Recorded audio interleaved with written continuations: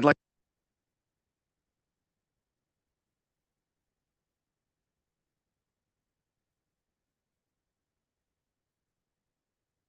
But it didn't listen to me. Fine. All right, calling meeting to order. As always, I'll start by recognizing that we're doing our business on the traditional territories of the Sauk and are grateful to do so. Moving on to approval of the agenda. Anyone interested? So move that was. Thank you. And I forget, do we need just one or two here? Two. Two in a committee. There we go. Moved by Beddoes, seconded by Ritz. Any opposed? Seeing none opposed, motion carries. Thank you. Okay, adoption of the minutes. Would someone, so moved. A seconder? Perfect. Moved by Bateman and seconded by Cummings. Is it Cummings or Cumming? Cumming, thank you. Any opposed? Seeing none opposed, the motion carries. Thank you very much. And we will now move into the public question and comment period. As always, 2 minutes and 20 minutes in total. We're going to be actually, I should make a few comments right off the bat. Some of you are probably aware, if you've looked at the agenda, that it's somewhere, let me just check this, around 670 pages. So we've got a lot to get through and some really exciting things for the district and for the people that have been working so hard on some of these applications. So we're going to try and keep things reasonably tight. And what that means is that I'm going to be bringing forward the recommendations immediately. So we're discussing the recommendations immediately when we're at that point. And in terms of the public comment, we'll have 2 minutes and 20. And I will ask people to stay to their 2 minutes, but please do gift us with your opinions. And we'll start, right? Yes, sir. Last time we had a meeting such as this, we weren't allowed to comment. Are we allowed to comment as each speaker comes up? Nope. Why not? Because this is the opportunity for the public to tell us what they think, not for us to tell us what we think. Okay. That's the long and the short of it. We're not supposed to be engaging in discussion with the public. We're not supposed to be defending any policies. It is really unfortunate sometimes that we can't provide information that would, correct misapprehensions, but that's not actually the way that it's meant to be. And maybe is that correct?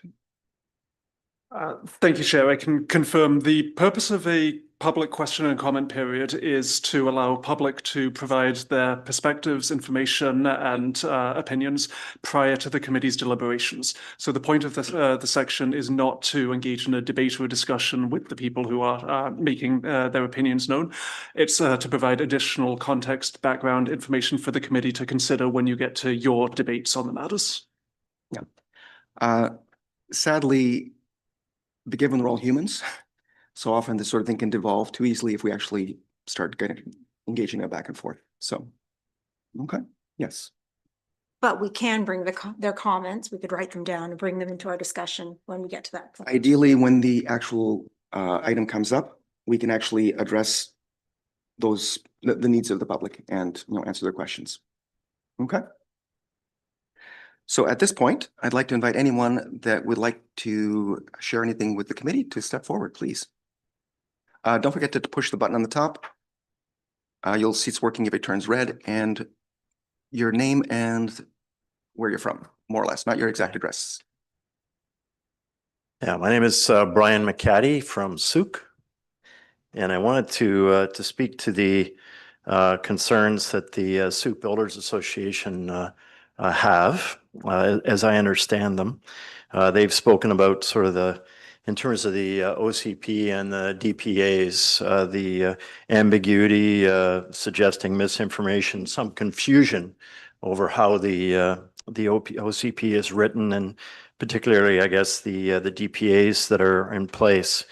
And I, just having read the staff report, Mr. Chair, I felt sort of the opposite, I guess, that I thought it was quite clear.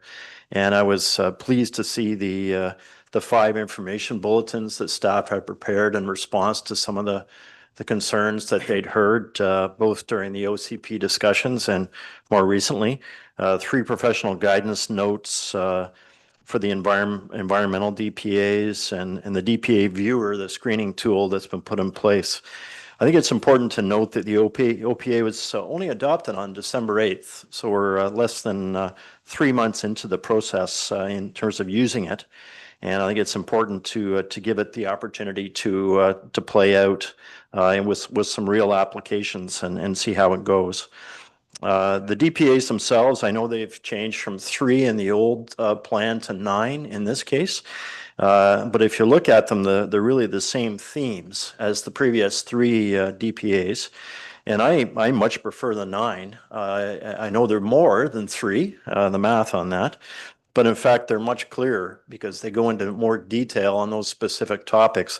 All the themes are the same, but the specific topics in the 9 are much clearer and more transparent than the previous 3 DPAs. And finally, Mr. Chair, I would just say I really think that what we have in place in the OCP represents good planning. And that if we look at the other South Island municipalities, staff touched on that in their report. This is really standard practice, the approach that we're taking within our OCP, the one that was approved in December, Thank and you. the DPAs in So- place. Your 2 minutes is up, but if you can wrap it up quickly? Sure. So, Mr. Chair, I would ask committee to consider if a recommendation is forthcoming that it's stay the course on the OCP we have and see how it plays out. Thank you.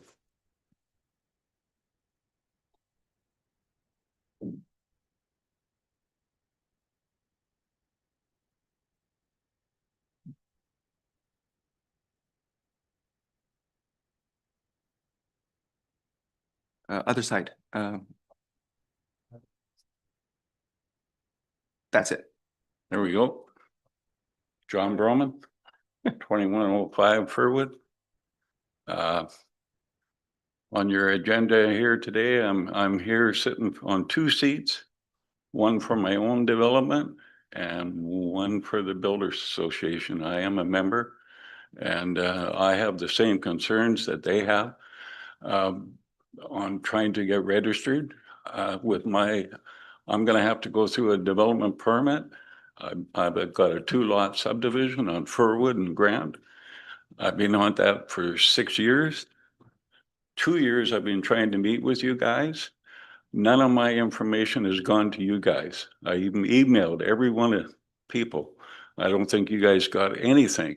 I've done 24 applications to sit here and talk about my development permits and stuff like that. So I've got the same concerns. I support the Builders Association. Whatever they want to do, it's difficult to get registered here and to speak. The other that's on point 6.1, and the other development is 7.4. It's in for a development permit, I guess. I support that development fully. I live right there by Kemp Lake, right beside it. I'm a couple 100 feet beside it. I support it fully. The family's owned that property for years and they've been good stewards of the land. And whatever they're going to do, I hope that the staff listen to them, not impose their ideas. Most of your staff have only lived here a few years. That family's been here for longer than me. And I've been in this community for over 70 years. Your 2 minutes is up. If you want to just wrap it No, up. No? I'm good. That's it. Okay, thank you very much. Someone else has stepped forward? There we go.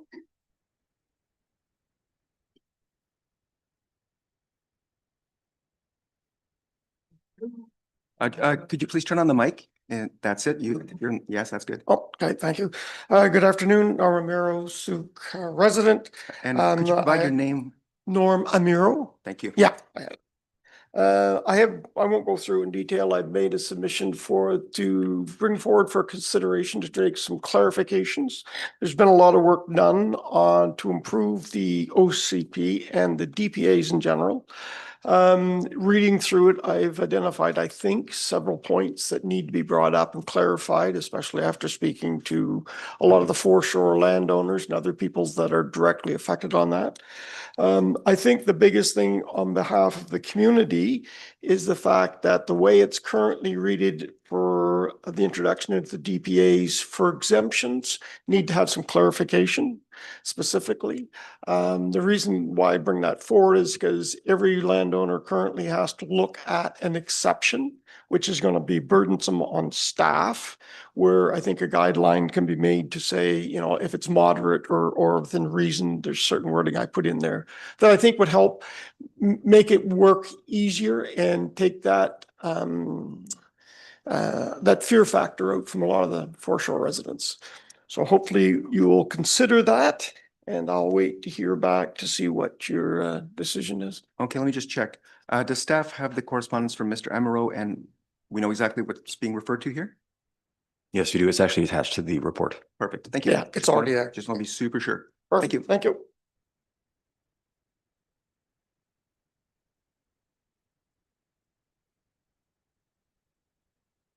Okay, would anyone else like to speak?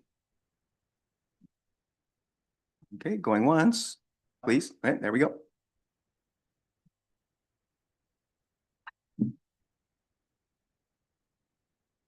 Thank you, Chair, citizens, staff members, council members. My name is Dave Saunders. I've been following this now since the first draft of the OCP. And there's been consistent opposition and consistent messaging that what you're contemplating is not cost effective to the citizens, nor the development community, but more importantly to all of us as a whole. I can tell you that this is now dividing our community when you have a councillor member admitting or saying that people are lying in the council chambers. And then the CAO talks about a form letter that has been distributed, but they won't acknowledge that form letter. I can tell you that the divisiveness that this has created in our community is destructive. My family and myself have been involved in the community for a long, long time. My parents have owned property here for over 65 years. You had 2 public hearings that were bursting at the seams, over capacity. You had people saying very eloquently that they oppose the DPA areas as constructed. I can tell you very clearly that what was presented, you didn't consult on, and what is presented right now, you never consulted on in relation to the OCP. When you talk about consistency in the draft, there hasn't been consistency. I asked about the adoption. I asked about clarification. There's been inconsistency, I can tell you, validated in writing at least 5 or 6 times by your staff to me as a professional that has to deal with your DPAs. The new information to council from that staff report after the public hearing, is not legal. You should not have received it. To the committee members' assertion that he couldn't comment at the last land use committee, that is true. Time is up. Can and you wrap correct. up your comments, please? I still have 4 seconds, 5 seconds, I see. It is not true. You gave some credence to some other people. You interrupted me. Apologize. But the committee member was correct. He wasn't allowed to comment. That's not right. I've sat in your position. I've sat as a committee member. This is committee of the whole. The committee of the whole has every jurisdiction, every right to comment, not to the public, but within themselves. When it came back from the land use committee to council, there was only one recommendation, either to forward the draft along or not. They could not comment. I'll be speaking to this further at council. I'm eager to listen to this, but I can tell you that in the district of Sooke right now, it's created a lot of animosity. That's not Sooke that I know. It's not the Sooke that I want. Let's sit down, figure this out. That's what we've always been asking. I've been saying it for over 4 years now. Could you? Let's sit down. Yeah. Thank you, Chair, for giving me that. Thank you.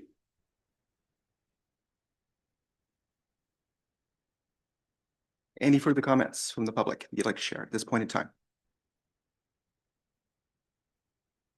Going once? Anyone? Going twice? Okay, so we'll move on to the rest of the agenda at this point in time. Okay, and I think we're looking at Delegation from the Sooke Builders Association.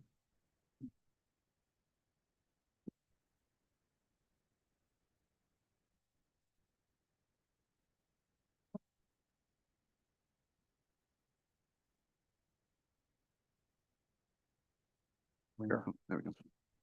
Thank you, Mr. Chair, members of the committee. My name is Mark Holland. I work with West Plan Consulting Group. My partner and I do a lot of work here in Sooke and across Vancouver Island. We've been party to a bunch of these conversations and have agreed to sort of be the spokesperson for the initial presentation. I have Malcolm McNaughton here as well, who also does a lot of work in this area to answer questions if I'm not able to answer those questions. So I have about 12.5 slides, and I'll just quickly work through them. I think the topics are fairly have been in discussion. I'd just like to clarify a few things around them. So the purpose of our conversation here today is to respond positively to the comments that staff brought forward in their staff report that's in front of you. Staff had noted that this is a draft, or this is a newly minted OCP and DP areas. There have been quite a significant range of changes within the DP areas. And so this is a trial run. They talked about several have already come through, and they're looking for feedback on how all this unfolds. We're here to offer our thoughts on a pretty credible group. Many of the folks who are here are both city planners and development consultants or developers. We've lived both sides, written a lot of stuff. I myself am an academic, a professor that teaches a lot of these kinds of issues. So this has been a thoughtful conversation. We're here to participate in that conversation around where do we see some thin ice? Where do we see some unnecessary problems emerging? You've got the sense of sort of the emotional tenor of this. We're trying to pull that apart and just talk about a few specifics that have, and it's not amongst 9 DP areas. This is a remarkably short list of things. I think of very significant of those 9 DP areas have come across fine. They're working fine. There's just a few catches, which our concerns are that they'll exacerbate challenges unnecessarily and that there's probably an easy fix. And that's why we're here today.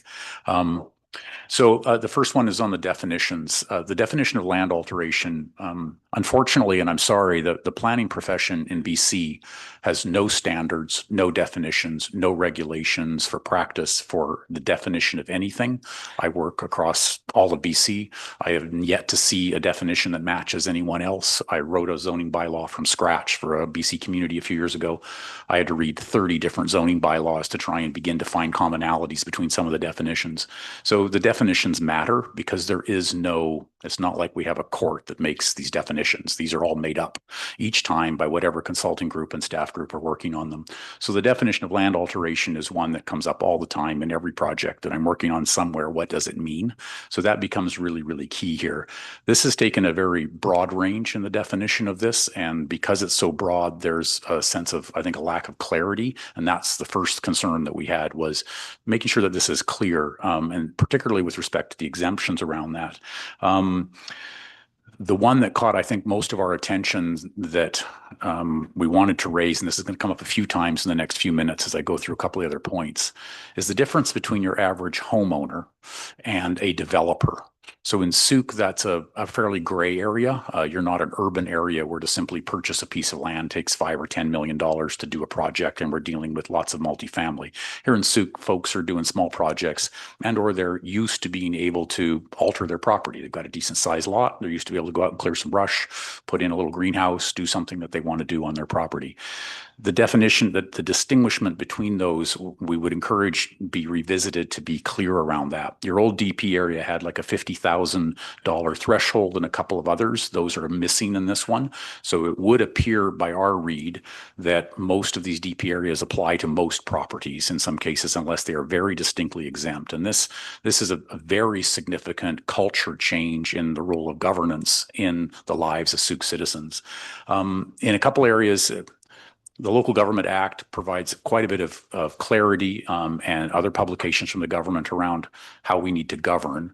And in many of those cases, we're trying to limit discretion. As a planning professor, the people who come into our planning schools and ultimately into all of these, into our roles in municipalities, they come from anywhere. They don't come from a science background. They don't even come from a geography background. Some do. Some of my students have a music degree. And so when they find themselves in a situation of having to adjudicate some of the complexities here where discretion is involved, it becomes unreliable. you may have a strong trust in your current staff complement, but if you look back over the past of your community or any other community, there's a steady churn in staff. And so someone new comes in, they don't have any of the history. They weren't here. And the discretion, given there's no standards for practice and planning, there's no standards for any of that, it really becomes quite unknown, at which point we now begin to look at governance being implemented in a very uneven fashion. That only creates confusion, ultimately even litigation. So anywhere we can do to get that clear up so that the implementation of the law is consistent and clean with everyone is really key. I think the biggest thing that jumped out at us other than land alteration was its sibling comment here, which is existing footprint. So in the DPs, and this particularly relates to anyone with a piece of property, even if they're not doing development but want to start to alter it, the existing footprint is the threshold for when DPs trigger. As long as you're within the existing footprint of, and this is the problem, there's no definition of what existing footprint is.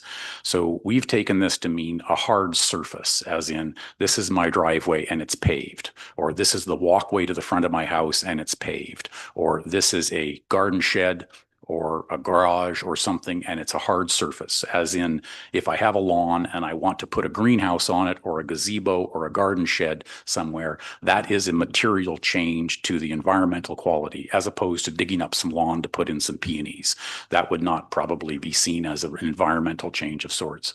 So this existing footprint becomes really key, because if someone wants to, and particularly as we find an aging population where folks need stable walking surfaces, the paving of a path around to the backyard, the connection of something, the putting in of a chicken coop, any of these things now become material land alterations that change the existing footprint of the buildings on the site. And in the absence of the $50,000 threshold or some of those other components that were in the previous one, these are now all up for a grab, and we don't know whether they apply or not. So this becomes the key. The other one is brush removal.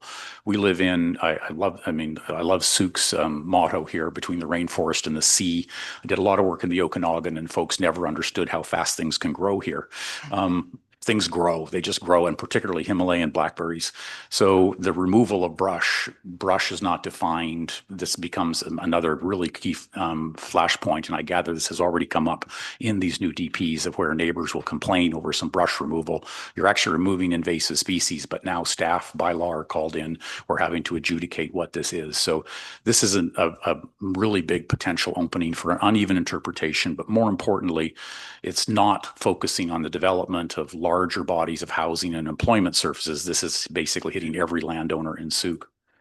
On the environmental sensitive areas and the environmental protection components, ESA, this has come up with a few communities on Vancouver Island.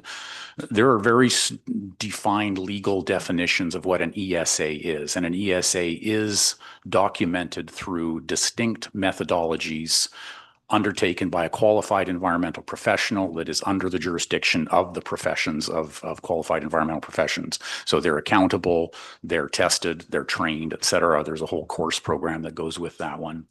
In this case, the ESA definition has migrated far beyond what it normally conventionally would have been. So this now, and the map of the ESA areas largely the majority of Souk is held within this. So this becomes a negative space governance situation. And by that, I mean, we have to do an expensive study to prove that we didn't need to do the expensive study. So rather than being clear about where the actual sensitive areas are as the best practices, in fact, the normal expectations of the provincial government for municipalities, for hazard lands and environmental lands, this is an approach which says, well, come in and talk to us. The challenge with that is it guarantees uneven implementation. Your staff are not qualified environmental professionals. That's not a knock against them. They're planners. They came from whatever their background is. They're planners. I'm trained as a landscape architect at a university level. I've studied and been tested on soil science, plant science, forest ecology, the works, and learned how to design ecosystems. I am over my head every day when I deal with the QEPs on my projects. They know so much more than even someone like myself who's trained in it. Anyone who hasn't even taken that training, they're in no place to be able to adjudicate this. More importantly, there's a discretionary observation of proportionality that came up in your staff report that said, well, we would only ask for a proportional response. That's not a possible thing. 4 minutes? Okay, I'll move as fast as I can here. So the purpose here is we need very clear definitions. There can't be a proportionality. If you hire a QEP for staff, if you have a person, if you have a qualified environmental profession on staff, then they are qualified to review an application, or someone who comes in and says, I'd like to put a little greenhouse in my backyard. It's not bigger than 100 square feet. I'm going to have to move some shrubs, maybe some shrubs around, et cetera, to do that. And they can ascertain that. Anyone without that is not in a position either to do that or then to potentially change the rules of what proportionality for a study would be. What is the scope of that study? Emergency exemptions, I don't need to say too much about this. This has come up here that basically says when you're dealing with an emergency, whether this is a tree that has or is about to fall on power lines, a house, a road, and we get a lot of storms out here, or other issues and maybe flooding of some form, we need to be able to take action right away and then deal with the cleanup after. To try and wait for a QEP to be involved or come and investigate is really not feasible. There's a little bit of refinement required for those exemptions. This mostly has to do with hazardous trees. Some folks have already mentioned this. The challenge here is that a critical addition has been made. The word shrubs has been added. So arborists don't deal with shrubs, and shrubs, we don't know what a shrub is. There's no definition of a shrub in the bylaw. So this would be something that's a really easy removal of what does a shrub mean. And in this case, again, we're flirting with having to do an expensive study to prove that we didn't need to do an expensive study. Like a couple of other sort of things. This is I'm not quite sure how this. I haven't seen this in a project for a long time. I founded the sustainability office at the City of Vancouver and was a sustainability consultant for 10 years. Life cycle costing was an idea that was in play in the late 90s, early 2000s. Nobody does it. It's not possible. So in order to study the life cycle cost of the embodied carbon of a project, you would need to trace down the actual production, energy, and emissions consumption of everything right down to the coverage of a wire inside of a circuit board. And the minute anybody made any change to that, all of your work is moot. There is no possible way in a global supply chain to do this. We're not quite sure how it landed there, but more importantly, it immediately puts your government, it immediately puts the decision makers ultra vires. This is far outside the jurisdiction of local governments to deal with this. It's just a suggestion, but why it's there in the first place, I'm not sure, because it basically becomes a red herring. Anyone who is required to do anything like that, it will stop, and it won't change your decision on land use for in your community.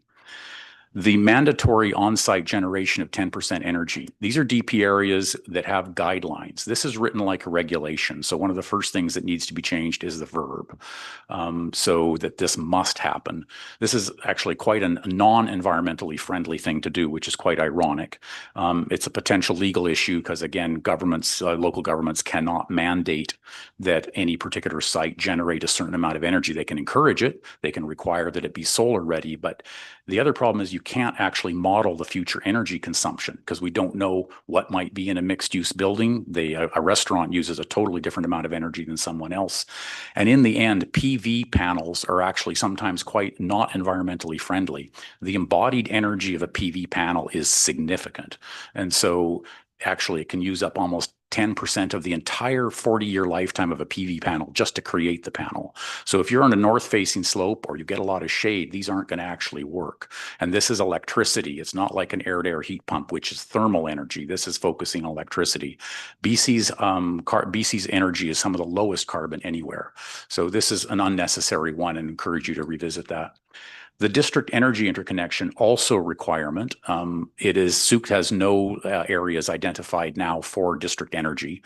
I helped start the first initiative in the City of Vancouver ever around this when I was there in my roles there. They did a few things and then they stopped.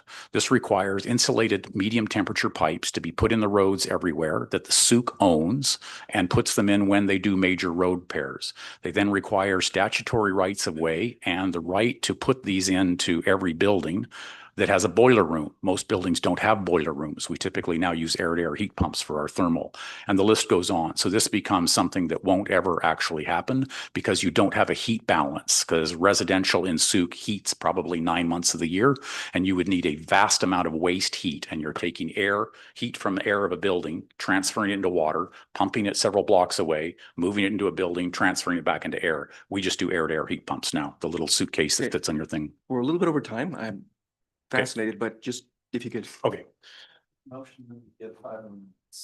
Let's ask if Mr. Holland, how much more time do you need? 5 would be fine.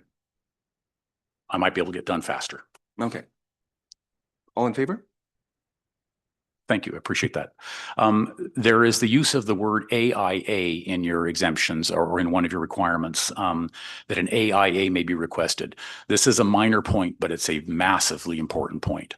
The sequence of how we deal with archaeology goes through 3 steps, of which 2 steps typically, sometimes only 1. The AIA is a 3rd one, and it's a draconian one and often not desired even by First Nations. The first one is a request for archaeological information, an RAI, if I may. This is an email to the archaeology branch. They send you a heat map and it says, is there probably anything on your site? If there's nothing, nothing's needed. The next step in the process is an archaeological overview assessment, an AOA. This is where your more typical one, an archaeologist walks the site with a First Nations monitor, comes back with a report and says, yes, we found something, or no, we didn't, or there's an area here which is of some interest, and should you start to do excavations there, you need a monitor on site. We only do AIAs when an AOA has determined an area of high probability or absolute archaeological concerns, and then you have to actually dig. An AIA is for digging. So you actually wait about a year to get a permit from the archaeology branch, and then you actually go out and disturb the ground. In most cases, in my experience working with archaeologists on many projects, nobody wants to disturb the ground, including the First Nations, because at that point now we're intruding into whatever is there, and they'd rather just leave it there as is. So this becomes a key thing. It's a very minor thing in that, but this is a critical sequence that archaeologists work. So I would encourage you to just revisit the word AIA, because it's kind of the most draconian. Brush and tree removal, I've already mentioned that, just a bit of an issue, so I won't go into that any further. So the final comments, in the changes from the previous to the current one, from 3 to 9. This is an understandable change, whether or not it's welcomed by everyone. The 9 are the list in the Local Government Act that a local government is permitted to have. So there's clarity in the 9. Your 3 previously kind of put them together. So it makes some sense that they were pulled apart. The exemptions need to be more, I would say, more reasonable and clear here in this process. I think your QEP map of the whole municipality needs to be revisited in accordance with best practices of the provincial government. Footprints, the definitions of land alteration, and then if we can deal with the carbon accounting, the life cycle, and the energy requirements, you'll save yourselves concerns there. So the offer here, we've obviously started by doing this work. The offer is to sit down and work out. You can see out of 9 DPAs, there's only a handful of points here that were brought up that are of interest, and all of them we've waded into to say, I think we can fix this very easily. To not fix them will begin to set up some unnecessary problems of discretion and angst and frustration around that. And that's not in any party's interest. So that's really what we're here just to offer. So I'll end there. Happy to answer any questions, or we can leave it at that. Thank you very much. I'd like to point out, privilege of the chair, that your work is appreciated. And not only that, but that the work that was done on the DPAs was specifically to reduce discretion and to improve the clarity. And certainly it's a work in progress. It's always going to be a work in progress because humans doing human things. And policy work is like that. It's an iterative process, but appreciate the input because it's invaluable. Why we'd like to sit down with staff and do some beta testing and actually work through some of these before people come in and start spending money on applications and getting professionals getting an actual application in. We'd like to be able to just go and run through some of these with staff to make sure that we have an understanding of where we need to spend money, why we need to spend money, etc., versus doing it in real time and burning through money and time. And I believe that was actually commented with the wrap up to OCP deliberations, that beta testing is something we want as well. I'd have staff comment on that because I don't know where that process is at and what's happening with that, but certainly that was mentioned in the past and I hope it'll be happening. Thank you. Sorry, were there any questions? And please keep them brief. Don't have to come up with one. Okay. This isn't a question, it's a comment. Thank you, Mr. Holland, for being here. That was a very clear and clean presentation, and I think it dovetails nicely with the material that was submitted in October by the Builders Association, to which Mr. Riley provided such a robust response. So I'm curious to see how this committee will now receive your information. Thank you. Thank you. And that's about it, looks like. Thank you very much. Okay, so at this point, we're going to move into reports. And the first one is going to be the OCP 7.1. And I assume Mr. Riley? Yeah, thank you. Okay, I got it right. Yeah, so as noted, this agenda item is intended to provide an implementation update on the OCP bylaw number 800, specifically its development permit areas. This follows direction from council from their February 9th council meeting. The purpose of this presentation is to clarify how the DPAs under bylaw 800 are being implemented since adoption in December of last year, address recurring themes that have arisen through correspondence and council discussion, provide historical context by comparing the current framework to the former OCP bylaw number 400, and confirm the implementation approach staff are recommending at this stage. Before discussing implementation, I'd like to briefly outline the OCP adoption process. The OCP bylaw number 800 followed a multi-year update process. That process included broad public engagement, meetings with industry representatives and development professionals, statutory referrals, and a formal public hearing. During that process, written submissions were received, summarized in reporting, and formally responded to. Council adopted the bylaw on December 8th, 2025. All staff reports, redline drafts, stakeholder submissions, staff responses, and council deliberations form part of the public record. Staff met with industry professionals most recently on September 10th, 2025, with some members of council and the CAO present. Written submissions were also received from the Sooke Builders Association and other development professionals before and after the meeting. Staff prepared a detailed response identifying each issue raised and whether revisions were supported, which is attached to this report for context. Where refinement was warranted, changes were incorporated through the phase 2 redline edits. Those changes were documented in the consolidated table of changes prior to the council workshop review. That document has also been attached to this report. Then on November 6th and 10th, council met as committee of the whole to review the draft OCP section by section.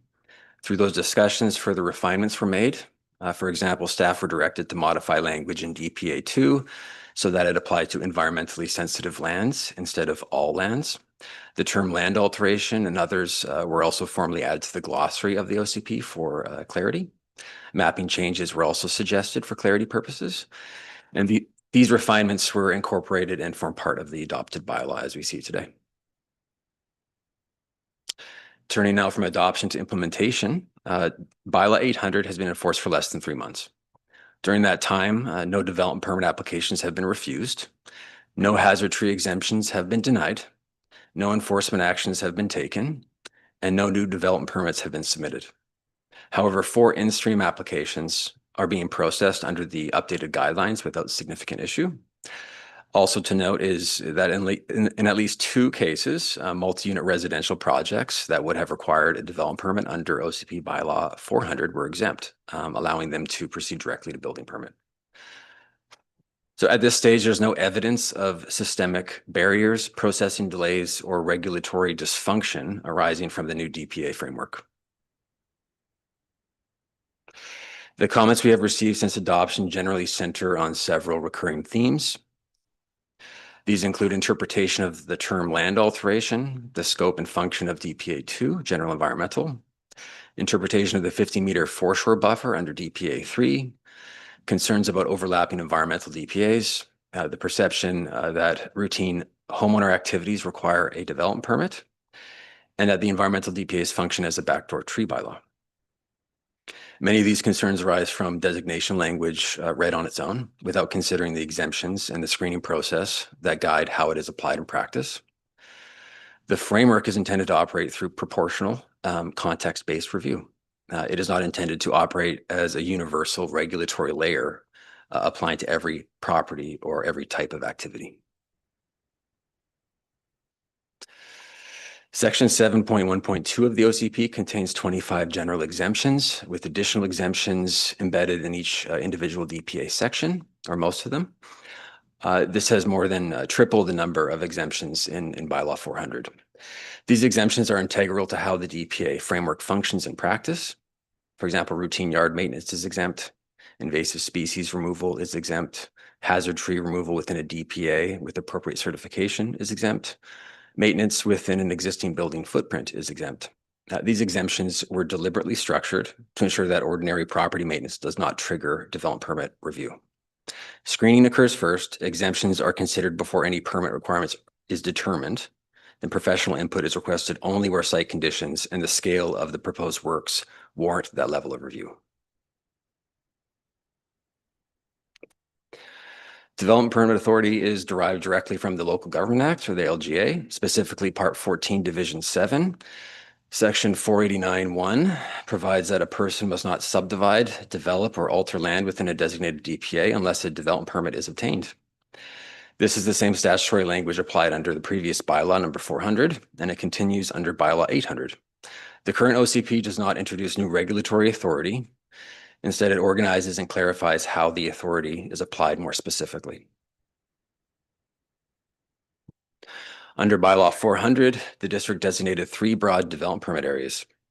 Although fewer in number, those DPAs applied widely across the municipality and authorized development permit requirements for subdivision, development, and land alteration unless exempted. Exemptions were less consolidated and guidelines were less explicitly articulated. Environmental, hazard, and form and character objectives were combined within a single DPA, for example, that applied district-wide. Bylaw number 800 retains the same statutory authority, but reorganizes it into 9 purpose-specific DPAs. The updated framework introduces clearer intent statements, expanded general exemptions in a single section, and more detailed guidelines. The increase in the number of DPAs reflect improved structure and transparency rather than an expansion of authority. In practical terms, the OCP provides clearer direction to applicants and greater predictability in how review is conducted. Under bylaw 800, environmental objectives are separated into 4 DPAs. DPA 2 addresses general environmental protection. It is activity-based and applies where subdivision development or land alteration may affect environmentally sensitive features. DPA 3 addresses the marine shoreline and includes the mapped 15-meter buffer along the shoreline. DPA 4 addresses riparian areas and protection of established riparian assessment areas. DPA 5 addresses steep slopes, specifically those exceeding 30% for a horizontal distance of 10 meters. These DPAs are applied through map screening combined with site-specific assessment if necessary. Mapping identifies areas of potential application. Professional review is determined based on and proportionate to the number or the nature and scale of the proposed activity. For example, DPA 3 addresses the marine foreshore and includes a mapped 15-meter buffer. The buffer is identified in the OCP and visible in the DPA viewer as a screening layer. Importantly, it does not prohibit activity. Rather, it identifies areas where staff determine whether a development permit is required when subdivision development or land alteration is proposed. Exemptions still apply. Where a development permit is required, professional input is scaled to the scope of works and proximity to shoreline features. The intent is to manage potential impacts to the shoreline features, not prohibit lawful use of property. And at this point in the presentation, I'll provide a brief demonstration of the DPA viewer. So I'll just pull up this application, bear with me.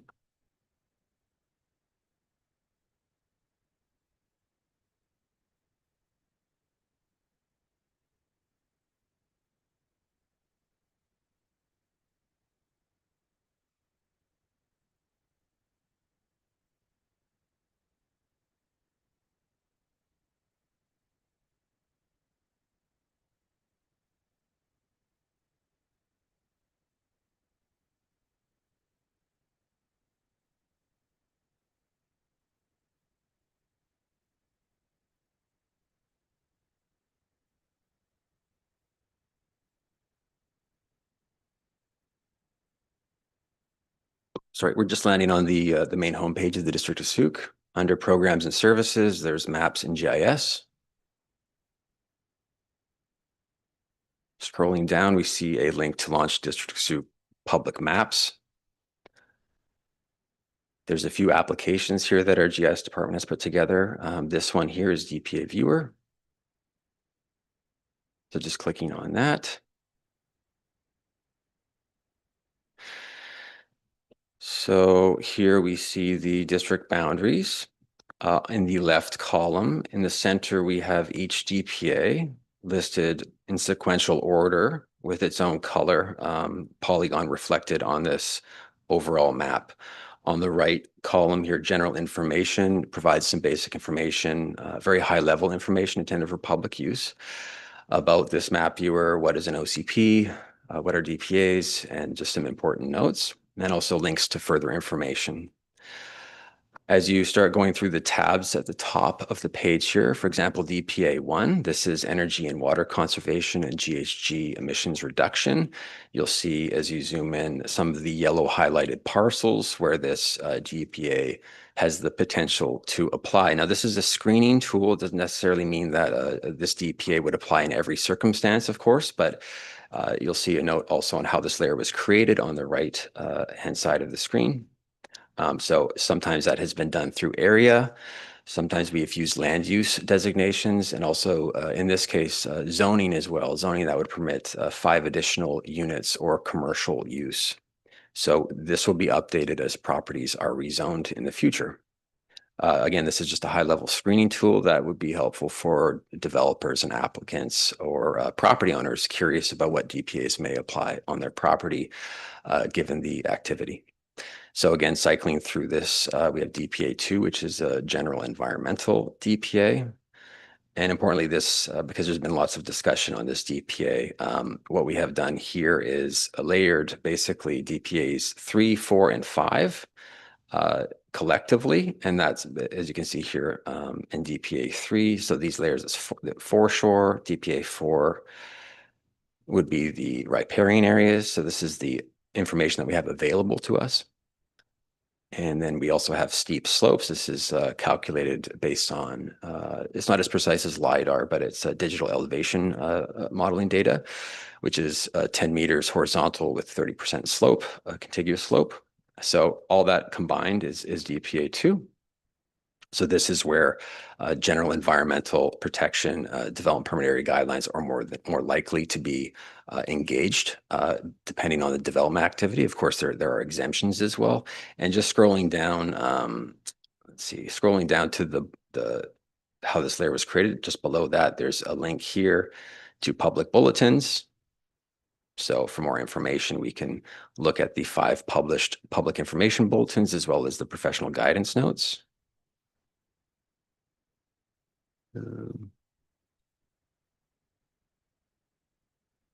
Sorry. Okay, back to the viewer. So where's that coming from? Speak from?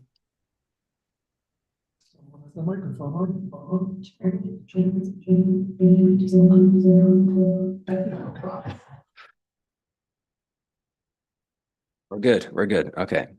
And then we're looking at the form and character development permit areas. DPA 6, for example, is our town center DPA.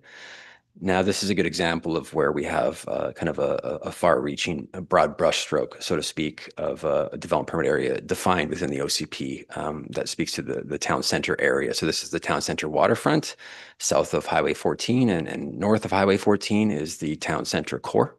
So both of these DPAs reflect this, or sorry, both of those land use designations reflect this development permit area. Of course, not every property is going to trigger a town center DPA 6. There are exemptions, so this is just part of the initial screening. If we do go into the all DPAs home, that first tab, we can look at a property, for example, within the town center, say like a foreshore property. It could contain potential DPA 1, also the DPA 6 layer, and then these 2 green layers here as well. One is riparian and the other is steep slopes. If we because of the stacking of these layers, we see them as green. But if you remove DPA 2, you'll see the orange being steep sloped and the blue being foreshore. So that concludes my demonstration. I'll just move back into the presentation now. Thank you.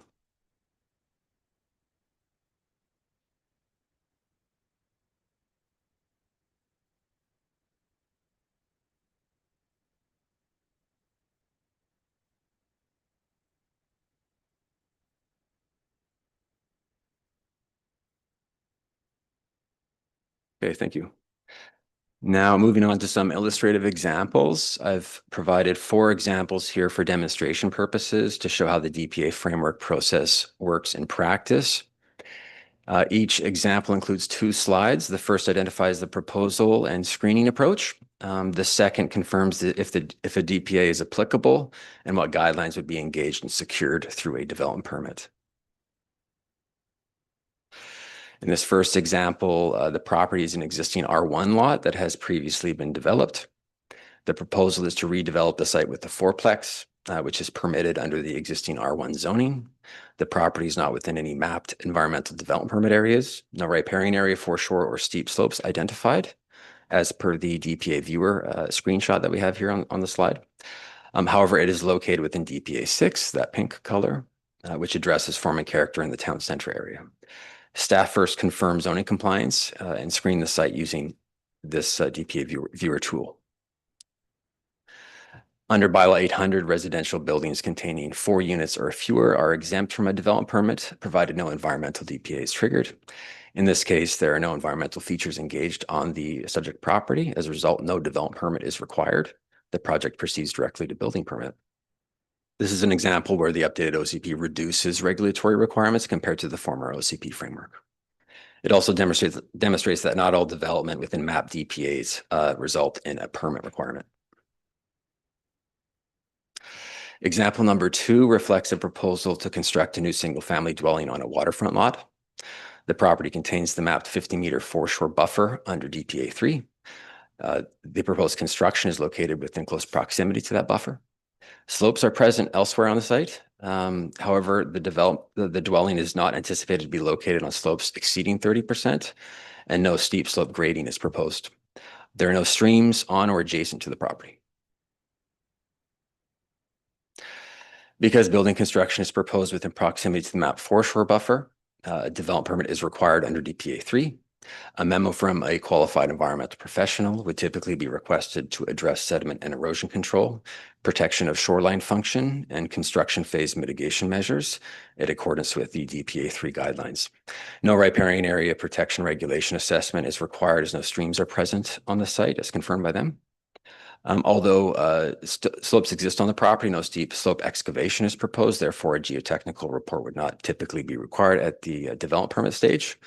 However, Schedule B geotechnical letter would be required at building permit stage, which is just typical of standard practice.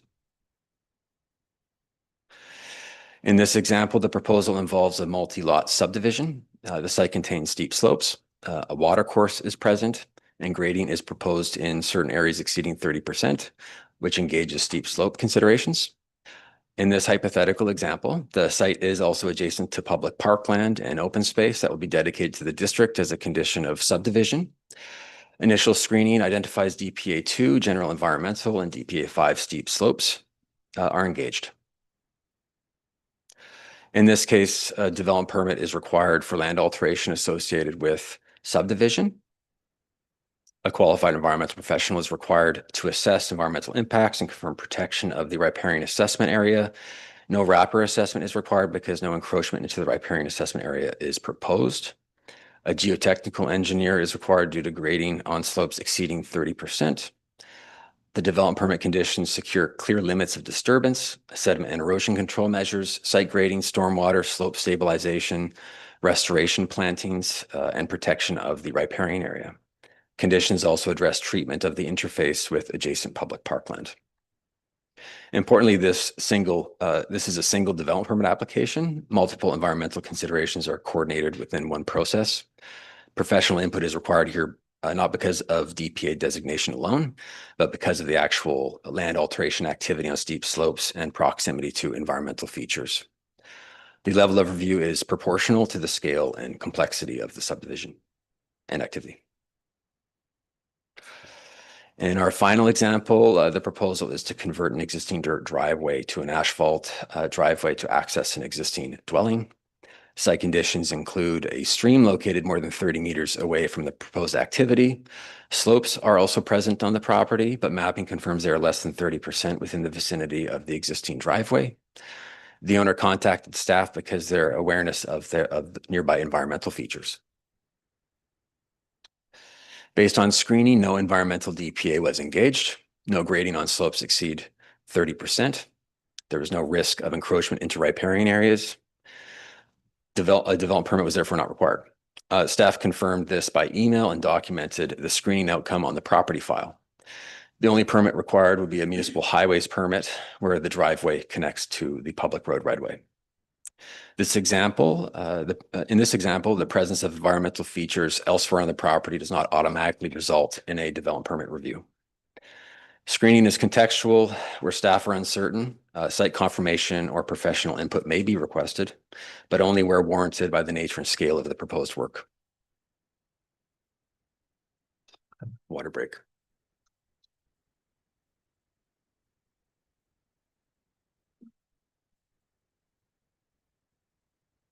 Moving on, this slide reflects a simplified version of attachment 2 of the report, which provides a comparison of development permit frameworks of nearby South Island communities. This summary illustrates a core structure. It illustrates the core structure. General environmental DPAs are common. Separate riparian, shoreline, and steep slope DPAs are also common. Form of character DPAs are also widely used. In that context, the district's framework aligns with regional practice and reflects similar statutory authority under the LGA. Recognizing that statutory OCP language can be technical by necessity, staff have prepared supplementary implementation materials in addition to the DPA viewer. 5 public information bulletins are now available, written in plain language, to assist homeowners and applicants in understanding when DPAs apply and when exemptions apply. Professional guidance notes have also been prepared to clarify environmental expectations, the interface with riparian areas, and also slope-related considerations. These materials were published on January 30th. They are interpretive tools. They do not amend the OCP. They are intended to improve transparency and consistency in how the framework is administered. Staff view these as living documents that can be updated should further clarification be needed. And finally, the OCP has been enforced for less than 3 months, and meaningful implementation data has not yet accumulated. At this stage, there's no evidence of systemic barriers, refusals, or enforcement issues arising from the DPA framework. Our approach is structured and sequential. First, we continue measured implementation, applying screening and exemptions as designed. Second, we monitor development permit activity and outcomes, assess application trends, and gather implementation data. Third, we refine guidance materials as needed to improve clarity and predictability. Initiating policy amendments at this early stage, absent of implementation evidence, risks introducing additional uncertainty and may not resolve concerns that are interpretive rather than structural. If substantive policy issues emerge through monitoring and application data, staff can return to council with evidence-based recommendations. And with that, the recommended motion from staff is for the LUDC to receive the report for information. This concludes my presentation, and we're available for questions. Thank you. Thank you very much, Mr. Riley. That was excellent. All right. So as I said previously, I'll be reading this motion, and ideally we'll be discussing the motion as it's presented. So that the Land Use and Development Committee receive the report entitled Official Community Plan Bylaw Number 800, Development Permit Areas and Implementation Update for Information. Move. So move. Okay. Moved by Councilor Beddoes, second by Member Ritz. Okay, so at this point, any questions? Please. Yep. Well, there was a lot to take. Oh, sorry. Sorry, the old button. That was a lot to take in. I certainly appreciated all that was said, and there was a lot said. I commend our staff. They've gone through it pretty good. I certainly support the motion. That's why I made it. It is only been 3 months. And I understand there's some concerns. And, you know, I had a nice this letter from Mr. Amaro, and that has been put for staff to consider. I think their plan forward is the correct one, to monitor for a year, to consult with the Sooke Building Association whenever they so wish, and see if we can make it better. I did want to clarify something, and that was there was some comment about when staff and council engaged the Sooke Building Association that we were told that we could not comment. That is not true. We were told it would prefer if we didn't engage, but we are councillors, so we have every right to comment whenever we wish. So myself, I attended that meeting, and I was there to listen, and I listened, and I made notes, and I had every opportunity to comment if I so wished. So I just wanted to correct that part of it. I know the Sooke Building Association still has some concerns, and I hope that they send those concerns to our staff over the next year, I say, until we monitor it. And as staff said, if anything comes up that's really glaring, they will bring it to council, and that's their job. So all in all, I again, each time we do these things, I learned something. So it's interesting. I'm not a developer, so I don't quite understand the language a lot of times. You know, there was some comment about pausing the DPAs that was debated in council and rejected. It's about we reviewed page by page by page every one of the DPAs, and we consulted and consulted. I know that some people feel it wasn't enough. I certainly do feel it was. And again, it goes on and on. So all in all, I like to see this develop and see where we go with it over the next year. So thank you.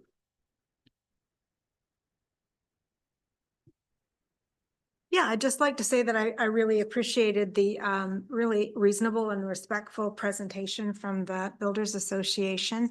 Just really removing the emotion from it. I feel that's really important. Because, you know, ultimately these DPAs are like, they're guidelines that we hope development will follow so that we end up with development that supports our community vision. So they're there for a reason, and the intents, I would hope we all agree with the intent of each one. I appreciate the comment about the clarity in having 9 DPAs instead of the 3. So that was appreciated. There were 8 points, so I would assume that staff would look at those. And I agree. It's been not quite 3 months, and we continue forward. Thank you. Yes, thank you. Just a comment. I just wanted to see if there's any confirmation on the meeting, since several of the public here members wanted to meet with staff. Has that actually been set up so it doesn't just fall through the cracks? Or could it be set up? Yeah, through the chair, staff would be happy to meet with Sooke Builders to identify their concerns and to work through issues and see how we can achieve better clarity, potentially in guidance materials. Or if they are substantive and we need to make amendments this early, then we can take that direction as well. But staff are always available for discussion on those matters, certainly. Yeah. Satisfied? Yeah, as long as it actually happens. Who initiates that meeting? Okay. Councilor Bateman? Yeah, thank you everyone for the presentation today. Mr. Barry, the Builders Association have met routinely with staff over time. So it has happened and it continues to happen. So just respect to staff for that, and respect to the Builders Association. I see a head shaking, of course. Respect to the Builders Association, Mr. Holland, for your presentation, Mr. McCaddy, for your positive frame of this evolving official community plan. I had some questions rooted in Mr. Amaro's presentation. He did note some concerns around the definition of the existing footprint, for example, which is not a definition we have within the OCP. And I believe, and Mr. Holland also noted that particular issue. So through you to Mr. Riley, tell me more about building footprint and what exactly that defines.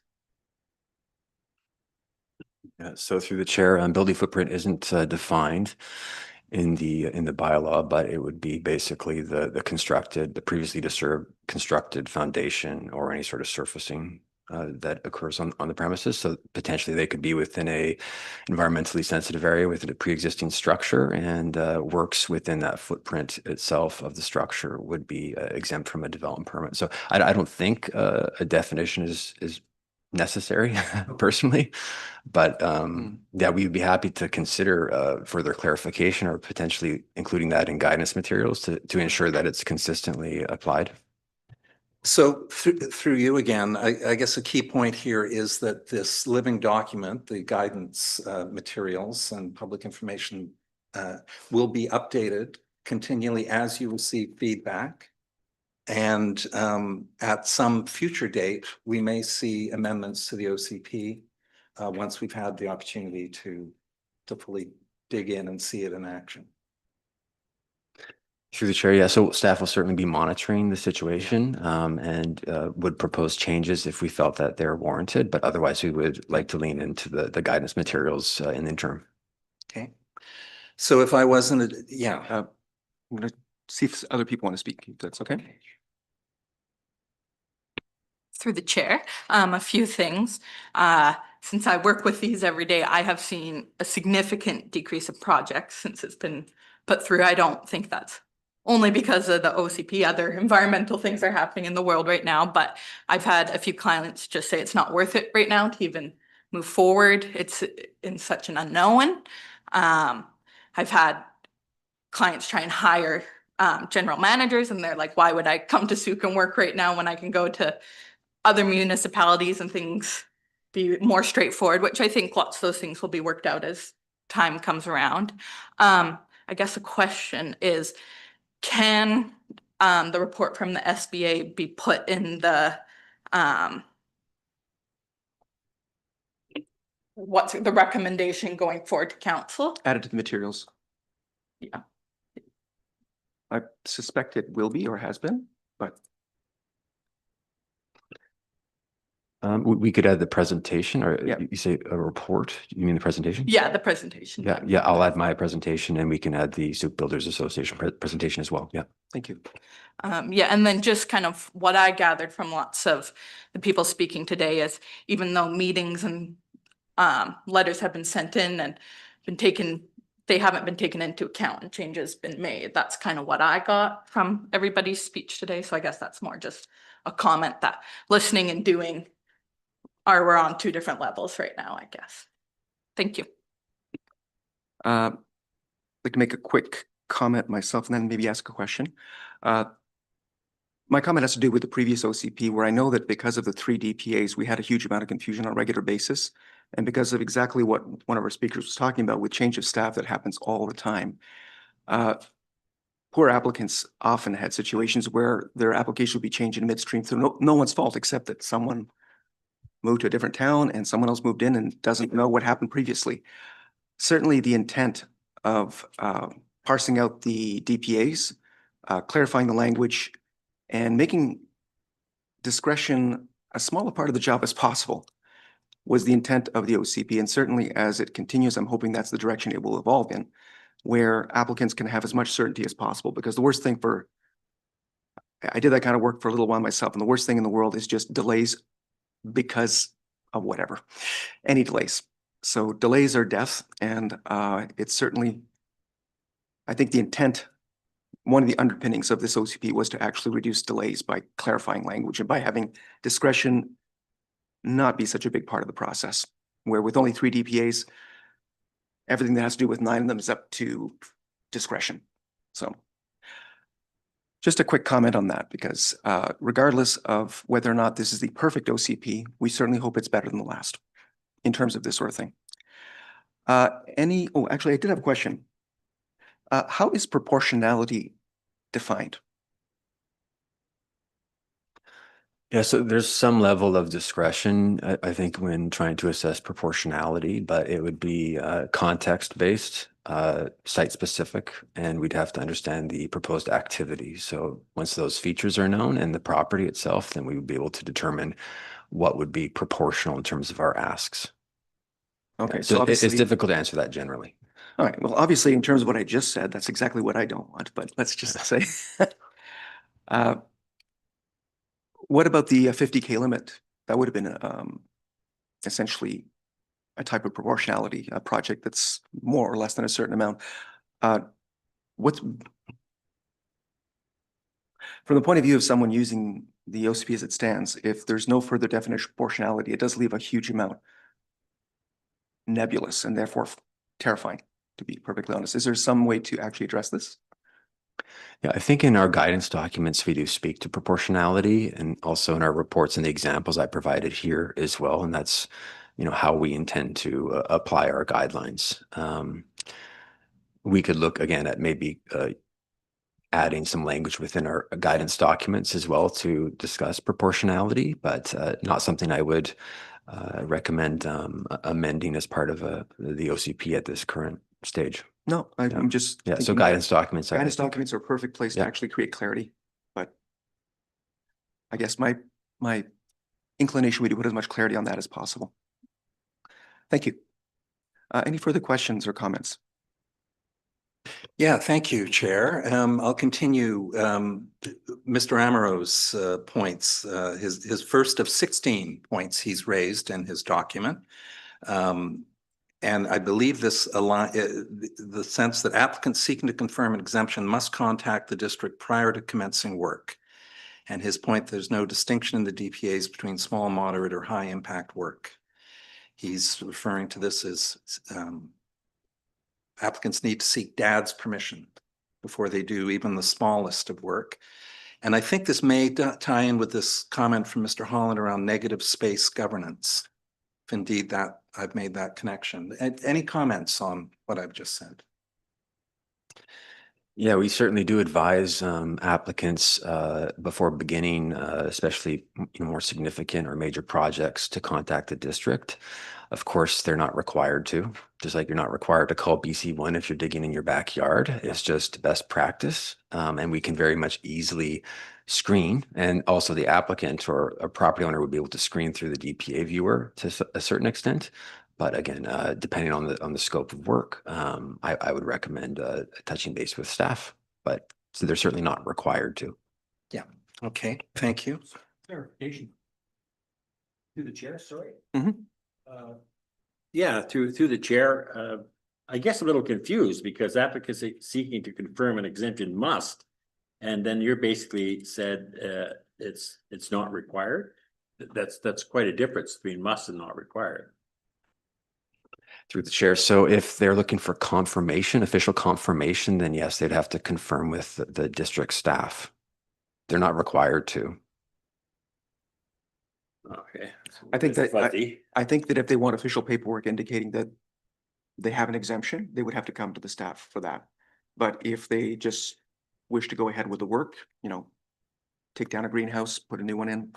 Yeah, I feel much better if that was just recommended that they contact the district staff rather than must, but that can be worked out in this next year, but I think that's a pretty good point. Yes. I'd just like to speak to that because that wasn't written quite correctly. So I played a little game with some friends, one who's a QEP, one who's a planner, and we started to do scenarios. It's very hard for these DPAs to just make blanket statements. It's all site specific. So we started to just make little scenarios and then try to figure out if a DPA would apply or not. And we were pretty slow at first. And then we realized, okay, well, we have to take that rule, those 20 some exemptions, and have them in front of us when we look at every DPA. And then we started to realize, and then we got pretty good at it. We were high-fiving and stuff like that. Because so it's very hard to just make these blanket, is what I'm saying. It is very site specific.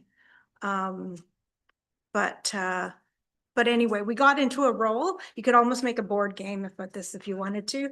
I have to say the maps were excellent.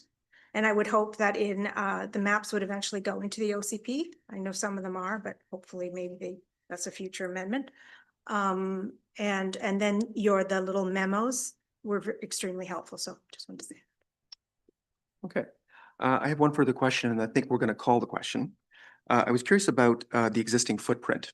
One of our presenters mentioned things like paved paths with interlocking, pavement or pavers or so being considered part of an existing footprint, but that seems like a rather slippery slope.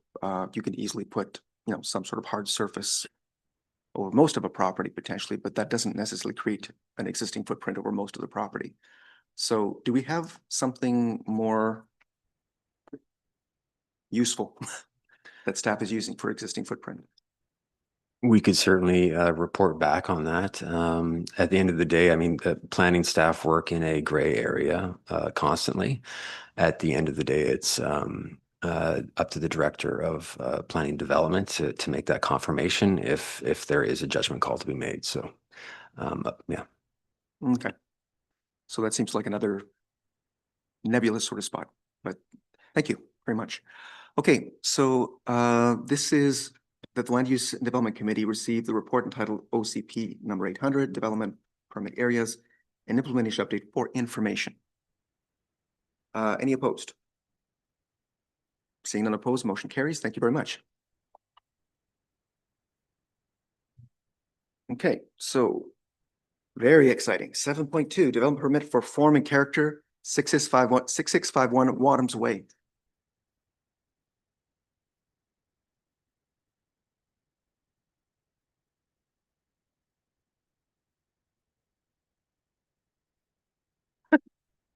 And the room clears.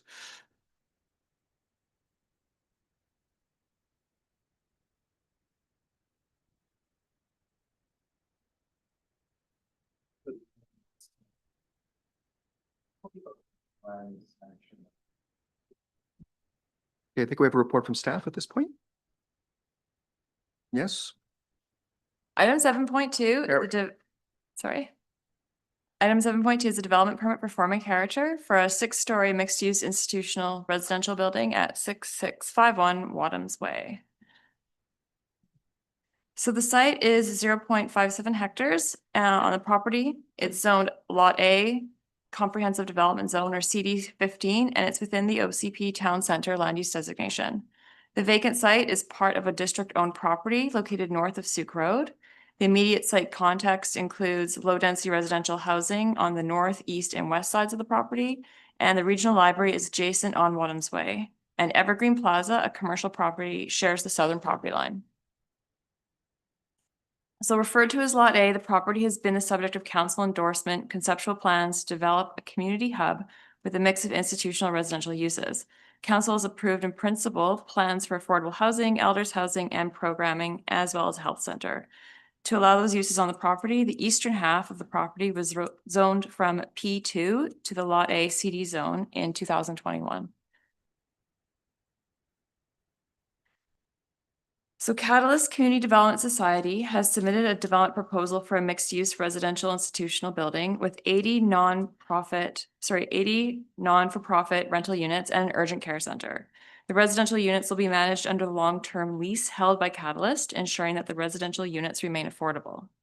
In addition to the housing component, the project includes a health services use, specifically as a primary health care center comprised of urgent and primary care, as well as adjacent office spaces. The proposal includes 116 vehicle parking spaces in an underground parkade and a surface parking. The parking will accommodate the residential uses, health service uses, and office uses efficiently.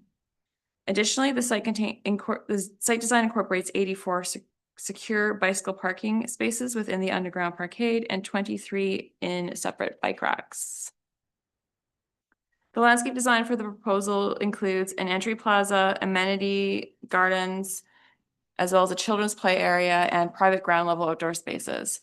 The proposed landscape includes a rain garden system proposed along the interior edges of the surface parking lot. They are shown as number 1 on the key plan on the slide.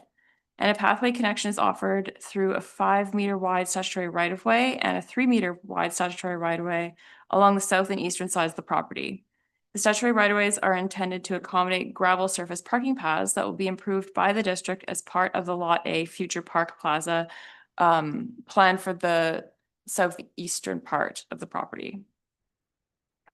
Southwestern part of the property, sorry. This is the first application where we've applied the new DPAs of the OCP under bylaw 800. The proposal falls within DPA Area 1 of energy conservation, water conservation, greenhouse gas emissions reduction, and DP Area 2, which is the town center.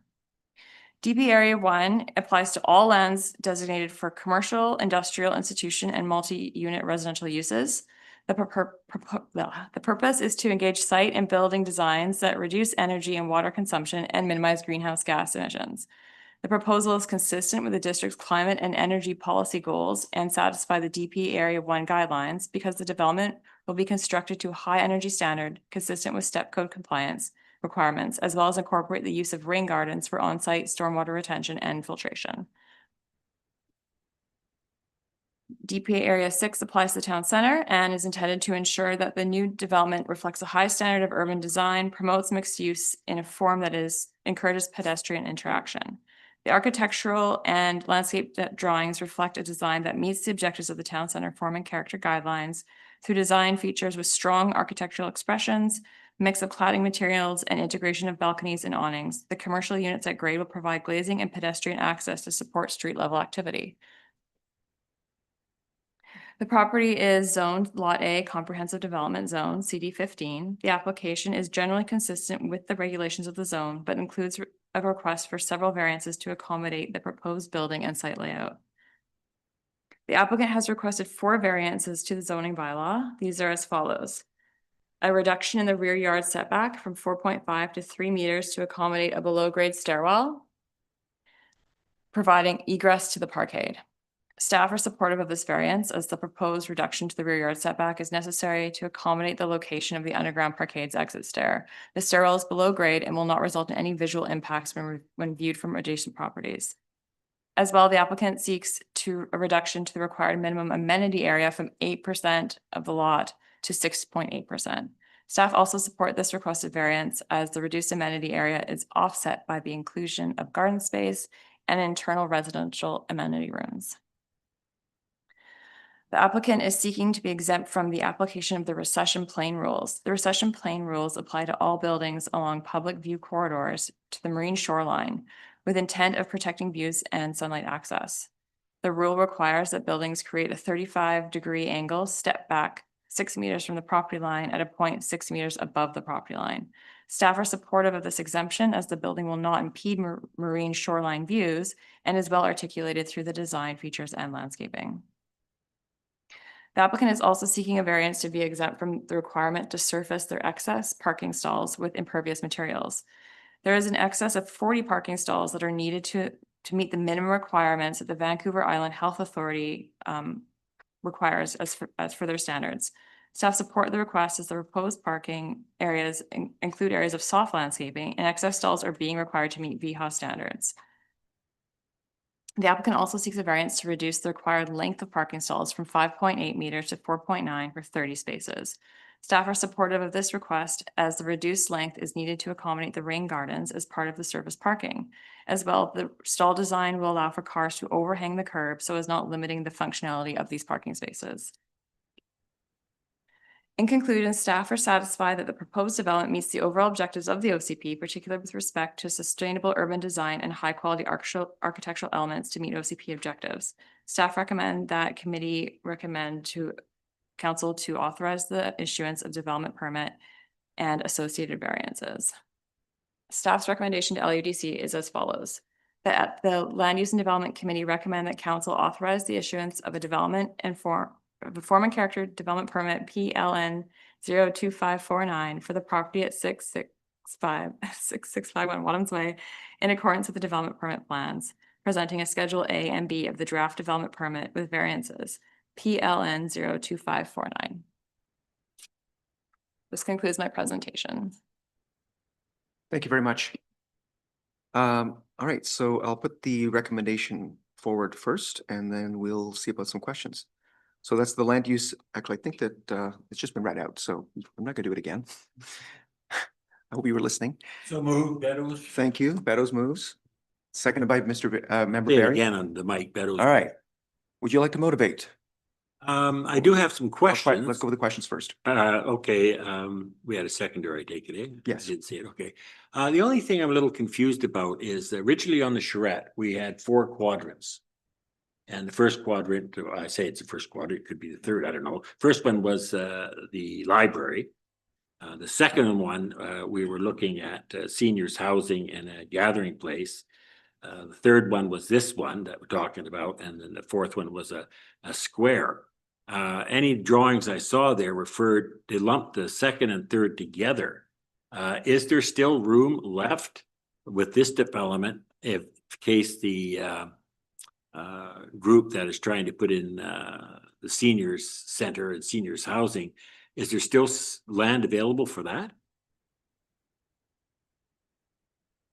Yeah, through the chair, with this subdivision of this property to create this, to section off this property from the rest of the lot, there will be room within that same section. The north, I'll turn around, the northeastern section will still have room to put the senior center in. It has been reduced with this application a bit, but they will still have the room if they did come forward. They just might have to change their previous designs, which they would have to anyway.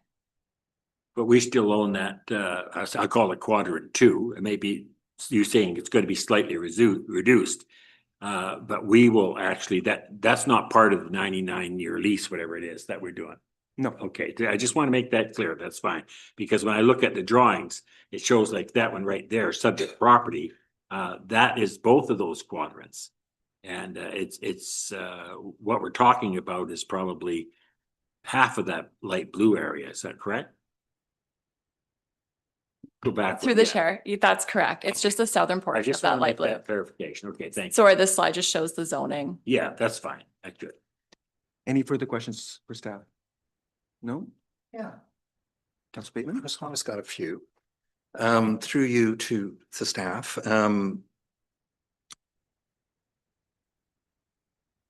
Let's see. I'll start with that Sitka Court. Now that's the roadway that leads up to Wadham's Way, and it is a roundabout at its base. And then I noted on the map, it indicates there could be a future road connection. Is that correct? That it would lead into Evergreen Mall, or is this entirely irrelevant to this conversation today? Mm-hmm. Quite possible. But interesting. Through the chair, possibly.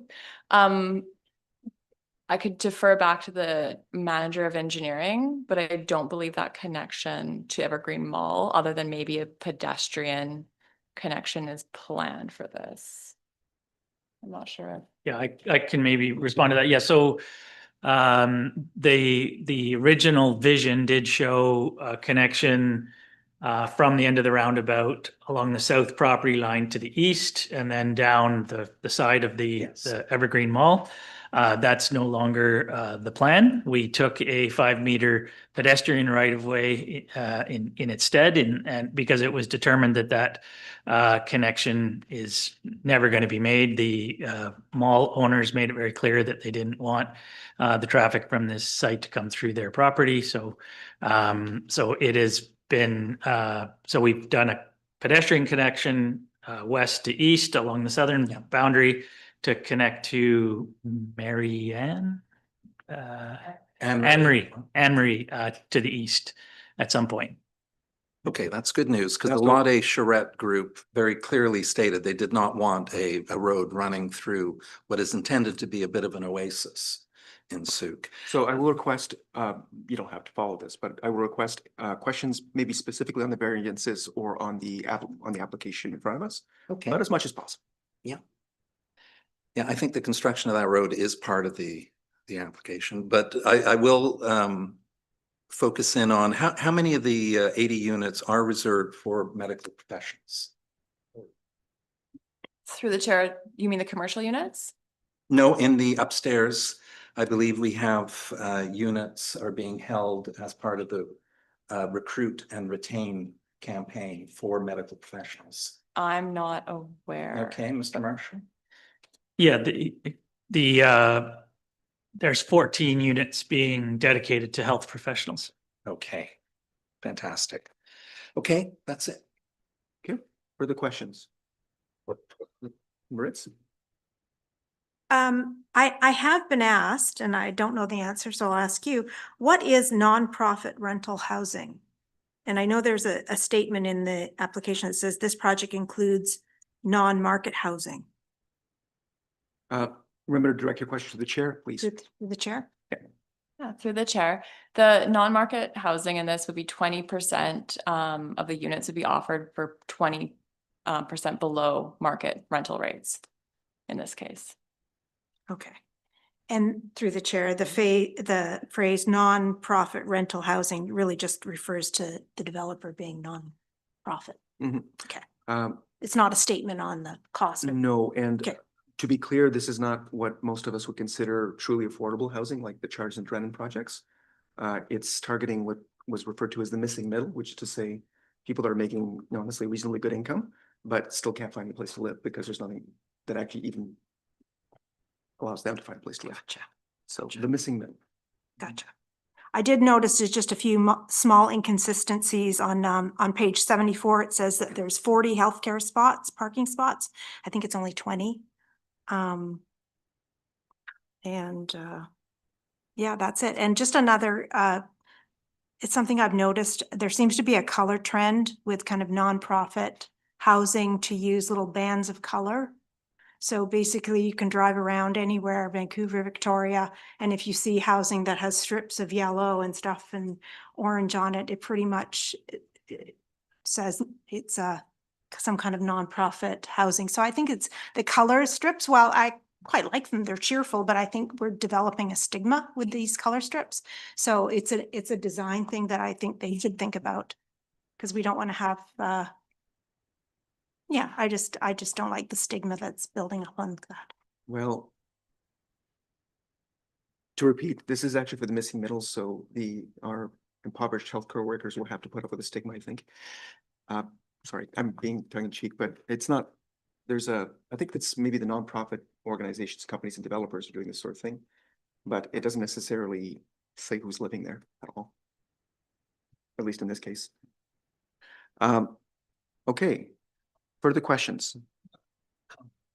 Okay, at this point, comments. If we're going to comments, then I'll start with our motivator. No, unfortunately, this is so necessary for our community. I am at this point in time from some comments earlier about, whether we're going to fill all those rentals as some of the houses around here that are still empty. But anyways, the developer seems to have the money lined up. We're going to get our health center, not quite what we were looking for, but we're getting pretty close to it. So all in all, I think I'm okay with it. We gave up quite a bit and gave up some land, but sometimes you have to make those hard choices. So I'm okay. Thank you. Mr. Barry? No, I'm definitely all for it. Obviously, in discussion with Chris Marshall for a while back, the residential sector doesn't really bring in that much taxes, and it's the commercial sector that really helps us afford to build out the community. So I'm definitely for any kind of commercial development like that. So in full support. Thank you. Agreed with Mr. Barry, in full support. Thank you. Councilor Bateman? Yeah. I think it's there needs to be a champagne cork popped at a moment like this. This has been a long time coming. And we're very fortunate that BC Builds got involved. Well, first of all, back to that council of 2016 or so who purchased the land at a very good price, and getting BC Builds involved and Catalyst in particular, because they're a high quality nonprofit developer. 6,500 square feet of urgent primary care is what the community has been calling for. We wanted more, but as Councillor Beto says, we're getting a little less, but it's a gift horse that we do not look in the mouth. Thank you. Comments? Oh, okay, thank you. Um, At this point, we do have the variances to continue, so I'll simply call the question. Any opposed?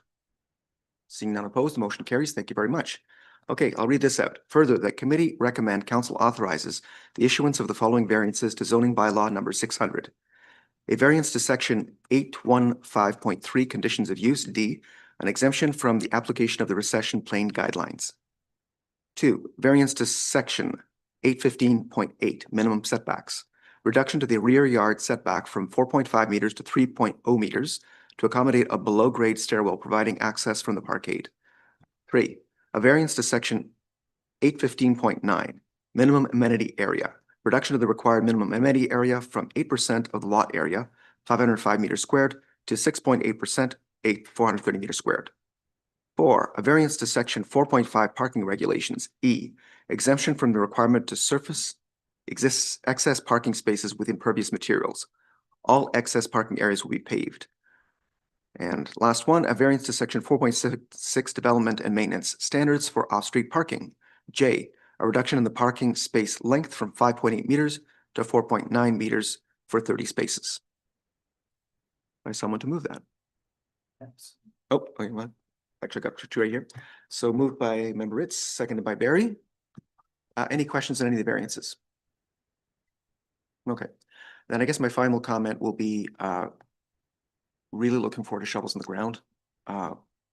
Speaking as someone who recently needed medical services and would prefer not to have been on the road when I was smashed up, I'm really looking forward to this. I think it's going to be an amazing addition to the community. Keeping people who really shouldn't be in traffic in Sooke to get urgent care. So wonderful. Thank you so much. And I'll call the question. Any opposed? Seeing none, the motion carries. All right. So no rest for the wicked. Moving on. 7.3, zoning alignment for agritourism and accommodation uses on agricultural lands. We have a staff report. Yes, thank you. This item is regarding proposed zoning alignment with agritourism and accommodation uses on ALR lands within the district.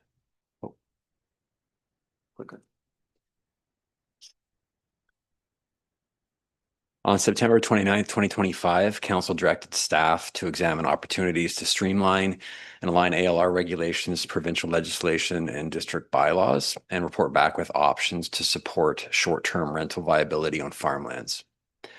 This direction followed correspondence received in June 2025, raising concerns about overlap and confusion between the ALR use regulation, Short-Term Rental Accommodations Act, and the district's bed and breakfast provisions. This report before you today addresses that alignment question. In Sooke, most agricultural lands are zoned RU1 through RU4 and designated agriculture in the OCP. Within those zones, agriculture is permitted as a principal use, bed and breakfast is permitted as a secondary use, and vacation accommodation unit is also permitted as a secondary use. However, both of these secondary accommodation categories are residential in structure. Bed and breakfast is built around a resident operator model. Vacation accommodation unit is tied to principal residence framework that mirrors the recent provincial legislation. Neither category was designed to regulate accommodation that is explicitly linked to active farming or structured around multiple seasonal sleeping units outside a principal dwelling. That is where the policy misalignment begins.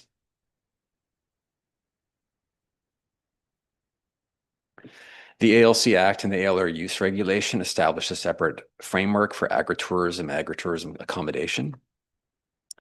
Agritourism accommodation may occur without without application to the ALC where all criteria are met, which includes the parcel is classified as farm under Class 9 of the Provincial Assessment Act. The accommodation is provided in relation to defined agritourism activities, and no more than 10 sleeping units are provided in total. And total developed area does not exceed 5% of the parcel, and accommodation is seasonal or short-term. Agritourism itself is, of course, just activity-based, so that could include educational farm tours or demonstrations, harvest festivals promoting farm products or corn mazes or something to that effect. Yeah, so it is important to distinguish between tourist accommodation and agritourism accommodation as it pertains to ALR regulations. So tourist accommodation, essentially a bed and breakfast, must occur within a principal residence where the owner lives and is limited to 4 bedrooms for short stays. Agritourism accommodation is different given it's tied to farming activity, requires Class 9 farm classification under the BC Assessment Act, may include up to 10 sleeping units as noted, and does not require a resident operator. Currently, our zoning bylaw regulates these uses as residential accommodations, which creates a structural inconsistency. In terms of the role of local governments, provincial legislation sets out the outer boundary of what is allowed in the ALR. It establishes the maximum number of sleeping units, farm classification requirement, the 5% limit, which is essentially the regulatory ceiling. However, local governments are not obligated to allow agritourism accommodation. If zoning bylaw does not specifically permit the use, it cannot occur, even if it would otherwise meet provincial criteria. At the same time, the district zoning bylaw cannot authorize more than what the province permits. Therefore, the more restrictive regulation takes force. Currently, our zoning bylaw does not define agritourism or agritourism accommodation as distinct uses. That means farm-based accommodation proposals are evaluated through residential categories, primarily bed and breakfast or vacation accommodation unit. However, those categories were not designed to regulate accommodation that is explicitly tied to farming or structured around the provincial agritourism framework. Therefore, the issue is that agricultural accommodation is being interpreted through those residential tools. The Provincial Short-Term Rentals Accommodations Act regulates short-term rental through a principal residence model. Our zoning bylaw reflects that residential lens. Agritourism operates under an agricultural lens. It is based on farm classification, must be ancillary to the act of farming on the property, and importantly, does not require the operator to reside on site. Agritourism accommodation that meets this criteria is exempt from the Short-Term Rental Accommodations Act. That distinction is what this report is trying to resolve. Therefore, staff are recommending introducing 2 defined uses.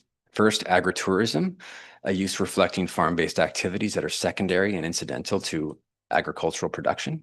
Second, agritourism accommodation, a distinct accommodation category that is separate from bed and breakfast, that is separate from vacation accommodation unit.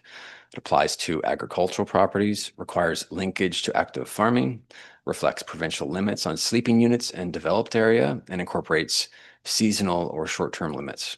This maintains the distinction between residential accommodations and farm-based accommodations. Options being presented for the committee's consideration includes option A, which is to maintain the current framework. This would continue regulating farm-based accommodation through residential categories with ongoing ambiguity. Option B, which is what's being recommended by staff, is to introduce defined agritourism and agritourism accommodation uses aligned with the provincial legislation. This would improve clarity, separate agricultural accommodation from residential short-term rentals, and allow council to define appropriate limits on scale, siting, and operation. If directed to proceed, staff would come back to this committee with the draft zoning amendments, including proposed definitions, regulatory limits on scale and operation, and clear rules on how the new uses interact with existing accommodation categories. That gives the committee the opportunity to review the technical language before anything moves forward. Following committee direction, the amendments would proceed through the standard bylaw process, which includes council readings, public hearing, and then 3rd reading and adoption. And as noted on the slide, staff are recommending that the committee recommend to council to direct staff to prepare amendments to zoning bylaw number 600 that would introduce agritourism and agritourism accommodation use to better align zoning with the ALC Act and ALR use regulation, and return to the committee with draft bylaw language and detailed regulatory provisions for further review before anything proceeds to council for consideration. That concludes my presentation. I am available for questions. Thank you.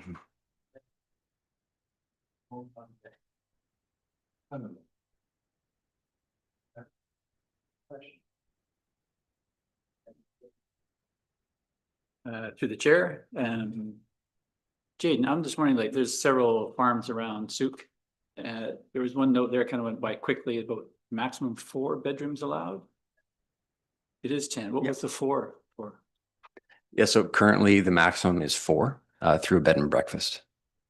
Okay, but you would be changing it to 10 with the Under new the- agri-tourism designation? Yeah, through the chair. So under agritourism accommodation or tourist accommodation uses that exists in the ALR regulation, 10 sleeping units would be permitted. It also wouldn't require the operator to reside on the property.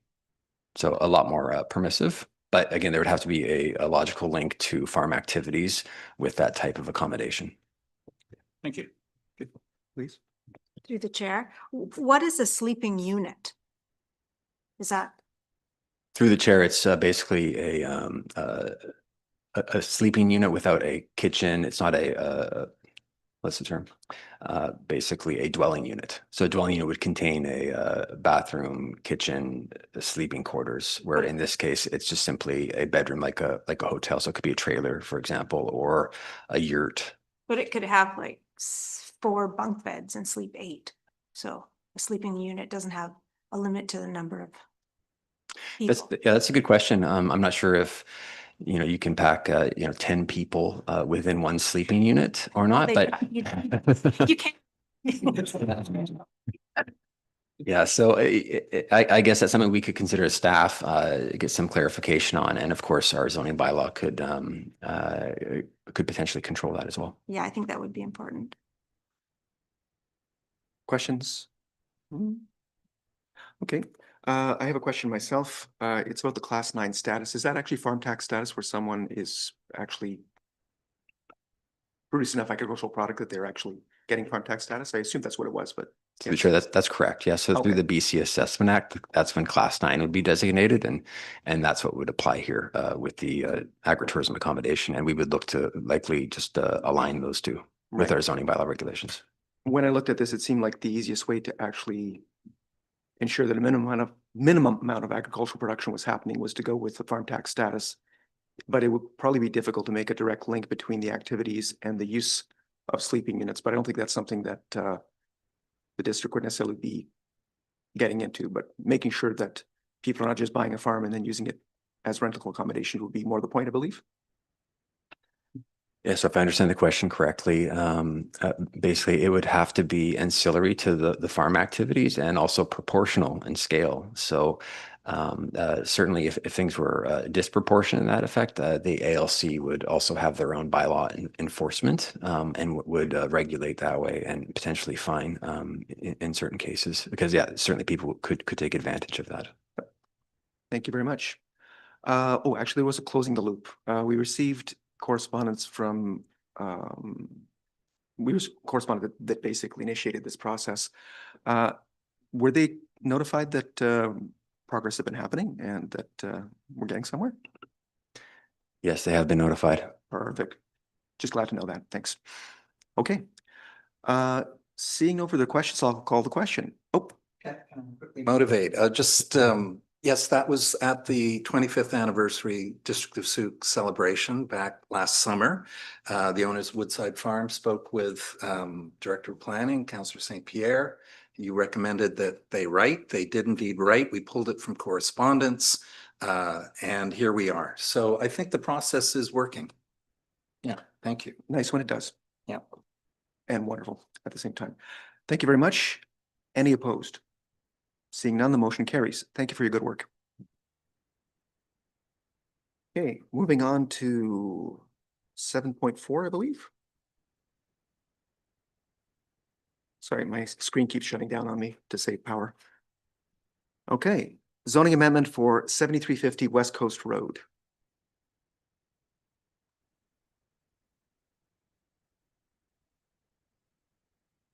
We have Ms. Matusi giving a report.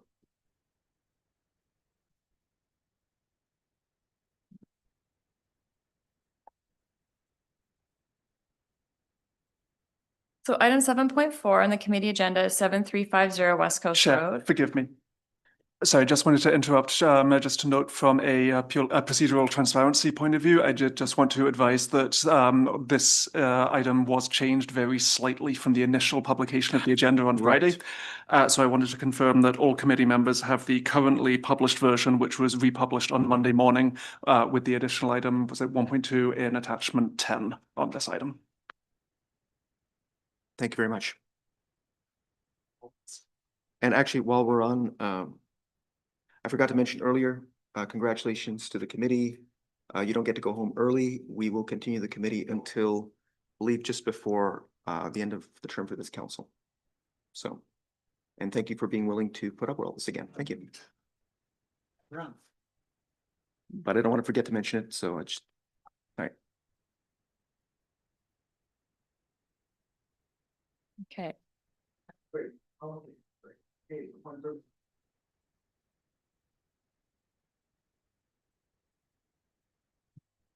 How about a 5-minute health break? All right, let's do it.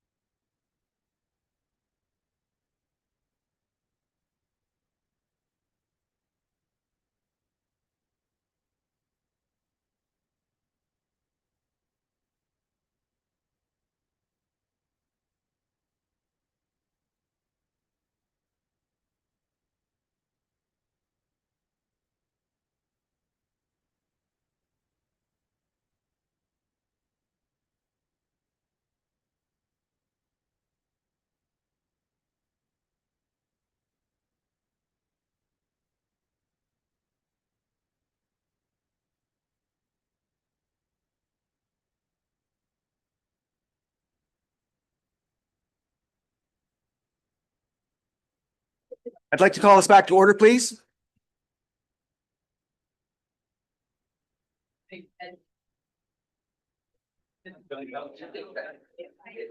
I think there needs to be a little bit more. This. Business lab. So. Yes. Okay.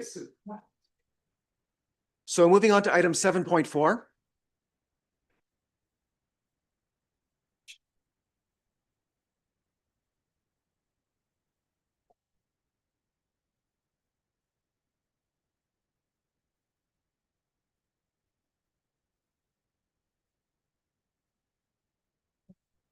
Item 7.4 on the committee agenda is 7350 West Coast Road, a zoning amendment from the rural residential zone to a comprehensive development CD16 zone. The property is approximately 6.9 hectares, is located within the community growth boundary and within the community residential land use designation of the official community plan. The property is within the sewer servicing area and has connections available along West Coast Road to sanitary and water. Sewer capacity was pre-purchased for the site, therefore the future development is counted for in the district's sewer capacity modeling. And surrounding properties consist of vacant, non-service lots with rural land use context and large lot residential subdivisions. The application is proposing a zoning amendment to rezone the western half of the property to a comprehensive development zone, or CD15. The CD16. The zone will allow for single-family dwellings, townhouses, and local serving commercial uses. The CD zoning is separated into 3 areas. Area A will be the majority of the CD zone, and it will allow for low-density residential development on large lots.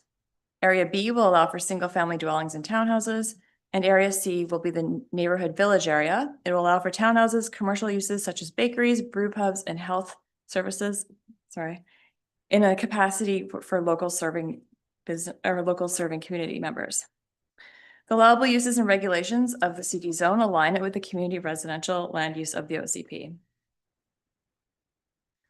The subject property is designated community residential within the district's OCP bylaw 800. The proposed zoning amendment to the CD zone will allow for the development of housing and small-scale commercial in alignment with Section 3.4 Community Residential Land Use Designation. In addition to meeting the OCP land use designation objectives, the zoning amendment provides council with the ability to secure conditions to ensure the proposal will align with key OCP policy objectives. Staff recommend that Section 219 covenant secure frontage improvements beyond the property's frontage to connect transportation infrastructure. Requiring these improvements at the time of zoning ensures that active transportation infrastructure is delivered in coordination with residential growth to provide safe, continuous connections. Through the rezoning, council can direct staff to secure areas that are environmentally significant through park dedication, ensuring these areas are protected in perpetuity. This aligns with OCP policy objectives tied to protecting the natural environment during and after development. And the CD zone will also support housing OCP objectives by allowing for a variety of ground-oriented housing typologies, as well as staff is recommending that a Section 219 covenant secure contributions to the Housing Reserve Fund through bylaw 259 in order to align with OCP policies. The applicant proposes to develop the site at 7350 West Coast Road through a framework that includes dedicated park areas, trail amenities, affordable housing contributions, and infrastructure improvements secured within a Section 219 covenant. Framework elements such as park dedication, trail amenities, infrastructure improvements will be delivered throughout the 9 phases in accordance with the phasing plan. The phasing plan will be included as a schedule within the covenant. The Section 219 covenant is in draft form as staff seek direction from committee and council on conditions related to the delivery of park dedication and infrastructure. Attachment 10 includes these conditions that require direction from committee and council prior to proceeding to registration of the Section 219 covenant and adoption of the zoning bylaw. If any changes are made to the covenant or the phasing plan after adoption, they must come back to committee and council for review to accept the changes. The covenant framework is as follows. As part of their statutory requirements, 5% of the property must be dedicated as parkland in alignment with Section 510 of the Local Government Act. The 5% of parkland does not include environmentally protected areas. Park dedication falls within 2 categories. Park dedicated Dedicated park open space areas. These are areas that cannot be developed due to environmental considerations. These areas include streamside protection areas and enhancement areas, or SPIAs, and the stormwater management infrastructure. Dedicated park areas are areas for passive recreation, and they include neighborhood park areas, urban pathways, and nature trails. The neighborhood park is proposed to be located within Phase 3 and will include amenities such as a playfield, playground, equipment, picnic tables, benches, and bike racks. A sport cart and parking areas will also be constructed, but later with the subdivision of Phase 5. Each phase will include the construction of urban trails and nature trails constructed to meet the standards of the Parks and Trails Master Plan, as well as the Subdivision Development Standards Bylaw. Urban pathways will connect streets to adjacent development phases, and nature trails will connect to viewpoints. The location of urban pathways and trails will be in general conformance with the draft phasing plan. Nature trails will also include trailhead amenities, as they often lead to lookouts. The PTMP, or Parks and Trail Master Plan, describes two types of trailhead amenities: major trailhead and minor trailhead amenities. Staff had added amenities where appropriate to support the activities of that trailhead. Sparwood Tree Park is the only trail with the major trailhead amenities. These include vault or pit toilet, parking, bike racks, information kiosks, water fountains. And minor trailheads are found throughout phases 3 to 7. They include trail signage, wayfinding signage, garbage cans, and seating and viewing areas, and benches. There's also a bridge for Phase 6 and parking in Phase 8 that would align with the minor trailhead amenities in phases 3 to 7. The delivery of infrastructure improvements and installation will also be secured within the Section 219 covenant. These elements make up the Section 219 framework, and their delivery is captured within the phasing plan. Emergency access is required as a secondary access via West Coast Road. A secondary access must be provided prior to the final subdivision approval to create the 91st lot. The fire chief has provided through his referral comments that secondary access would be secured as part of the second phase or 60th lot that was constructed. That is translated to the 91st lot when we include Phase 1 subdivision on the eastern side of Aranan. Staff has recommended and the owner has agreed to construct the secondary access to bylaw standards when the access is installed at the 91st lot. To achieve the subdivision development standards bylaw with standard for the Highway 14 cross-section, a 2.5 meter wide SRW is required on the frontage side of the property. The owner has agreed to register this SRW prior to the registration of the subdivision plan to create lots within Phase 2 of the phasing plan. Under the Local Government Act, Council has the authority to secure amenities in relation to zoning amendment applications, including requirements necessary to service and support the proposed development. Staff are seeking through Council recommendation frontage improvements to the full extent of the property to extend the crosswalk across from John Muir Secondary. Affordable housing contribution is also being sought to be secured within the Section 219. The owner has agreed to contribute $5,000 per single family detached dwelling prior to subdivision approval to a maximum of $250,000.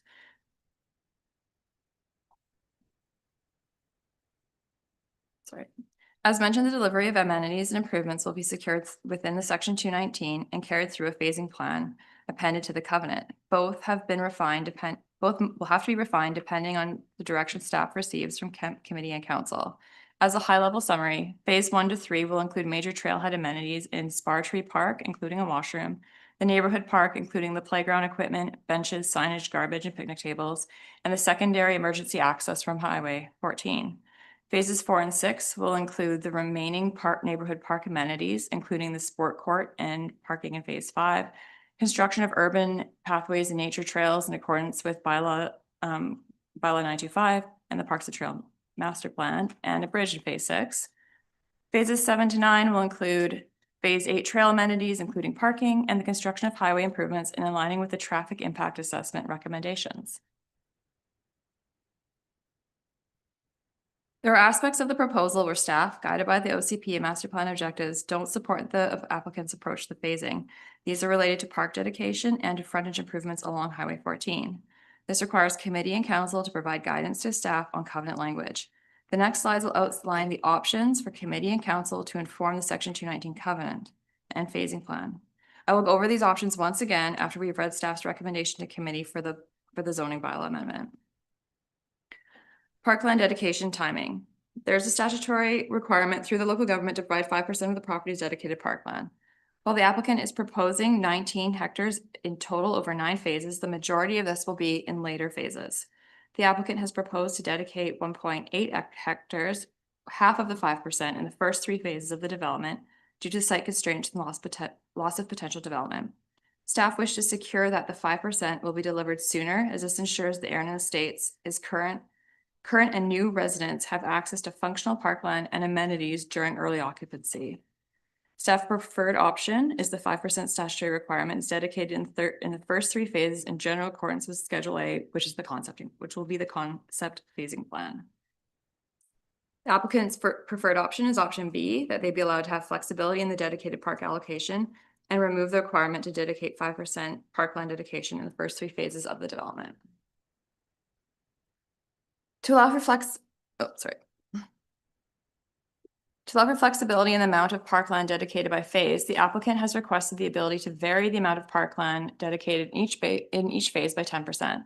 Their overall amount of parkland dedicated in the entire 9 phases will still be 5%, as this is the statutory requirement. This would allow the applicant to work through site constraints and plan out infrastructure without having to move dedicated park areas. Staff would support a smaller variation up to 5% to the discretion of the district when the dedicated amount was in general conformity with the phasing plan. Staff's preferred option is option A, to allow 5% variation into dedicated parkland per phase to the discretion of the district, whereas the applicant's preferred option is option B, to allow the owner to vary the amount of parkland by 10% per phase. Frontage improvements. As mentioned previously, under the Local Government Act, Council has the authority to secure road improvements as part of a zoning amendment when improvements support the proposed development. Staff seek committee and council to support to secure the frontage improvements beyond the property frontage, as seen in the thick red line here, to include frontage within the section of Erin Estates that has previously been developed, the stripe line, as well as the frontage from Grant to the crosswalk in front of John Muir Secondary, the purple line. Staff's recommendation is supported through many policy objectives within the OCP and master plans focused on connectivity and active transportation. Staff's preferred option is option A, that the frontage improvements would align with Highway 14 standards of the SDS bylaw and that are constructed from the western edge of the property, 7350 West Coast Road, and extended to John Muir Secondary. The road cross-section would match the Highway 14 standard. This would mean that frontage improvements are completed to district standards in a consistent approach that are embedded in the subdivision standards bylaw. Applicant's preferred option is option B, to construct the frontage of Erin Boulevard to Grant Road to a modified standard that would include a multi-use pathway. Prior to the final adoption of the 131st lot, which would roughly be phase 4. At the same time, they'd contribute 35% of the estimated cost constructions toward extending improvements from Grant to the sidewalk to the crosswalk in front of John Muir Elementary. However, if the district did not use those funds to construct the frontage, in 5 years, it would be returned to the owners. The applicant's option would allow them to budget accordingly and develop the frontage to align with the pace of developing land for houses. The frontage from the western edge of 7350 West Coast Road to Erin Boulevard in red would be required as part of subsequent subdivision applications, and variances would be required if the modified standard was requested. The striped section in the middle would remain unimproved. Staff's concern with option B include difficulty in planning for budgeting, as district must spend the remaining 65% of the costs to improve the roadway based on the developer's timeline to subdivide the 131st lot, and leaving sections of the frontage potentially and shifting costs of the development to taxpayers to complete areas of the frontage that would be disconnected. Staff supported third option allows for improvements that align with the development, ensure consistent connected roadway infrastructure. Option C is to construct a modified frontage improvements from Erin Boulevard to the crosswalk in front of John Muir Secondary prior to the subdivision of the first lot, and construct frontage improvements to a modified cross-section from the western property line boundary of 7350 West Coast Road to Erin Boulevard prior to the subdivision to create the 91st lot to a modified standard similar to the applicant's proposed cross-section, which would include a 3.6 meter wide travel lane, 1.5 meter wide paved shoulder, a 2 meter wide ditch, and a 3 meter paved multi-use pathway with street lighting and streetlights. This would mean that the area in purple would be constructed prior to the subdivision of the first lot, with the area in green would be completed with the construction of the 91st. Staff would support the construction of a modified cross-section in this location and support this recommendation as a viable alternative to the full bylaw standard. This approach seeks to allow the full frontage to be improved over time, with the 91st lot for the section from 7350 West Coast Road to Aaron Boulevard. It would also mean there would not be areas of Highway 14 disconnected and potentially left as a capital project for taxpayers to improve later. Staff are supportive of amending the zoning of the western portion of the property to allow for a mix of low to mid-density residential housing with some small-scale commercial uses, as the new zone does align with the broader objectives of the OCP for the community residential land use designation. Staff are also supportive of the framework and the phasing plan of the covenant, and amendments are made to address staff's concern with parkland dedication, amenity delivery, and infrastructure upgrades.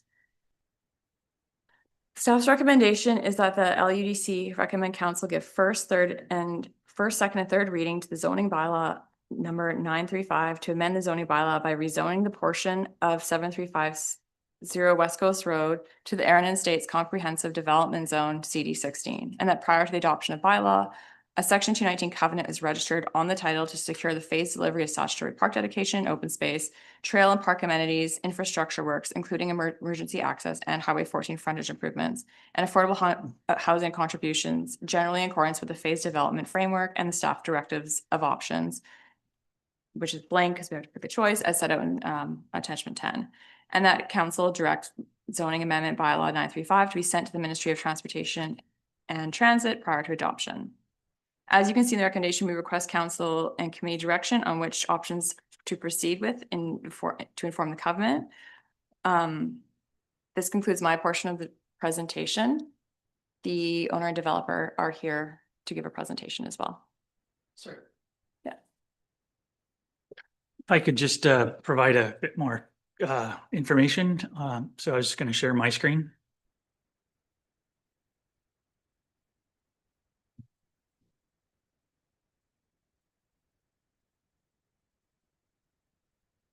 Okay.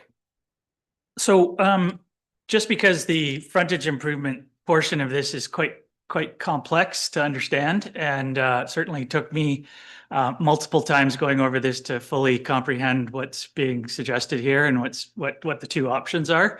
So just looking at the screen here, so this is the red portion here and here. Those are the portions of the frontage of the property on Highway 14 that would be required to provide full highway street frontage improvements at the time of subdivision. So just to be clear, we're not necessarily approving a variance at the rezoning stage, but the applicant would like to have some feeling of where council's at in terms of what they're going to require for frontage. So we would need to determine, at this point, we're asking, because the staff recommended option and the applicant's recommended option would require a variance, both do. So we'll have to figure out, staff will have to figure out how we go about processing this application to achieve what we're recommending. But at this stage, getting back to the map, so there's this section in red here and this section in red here that would be taken as part of subdivision.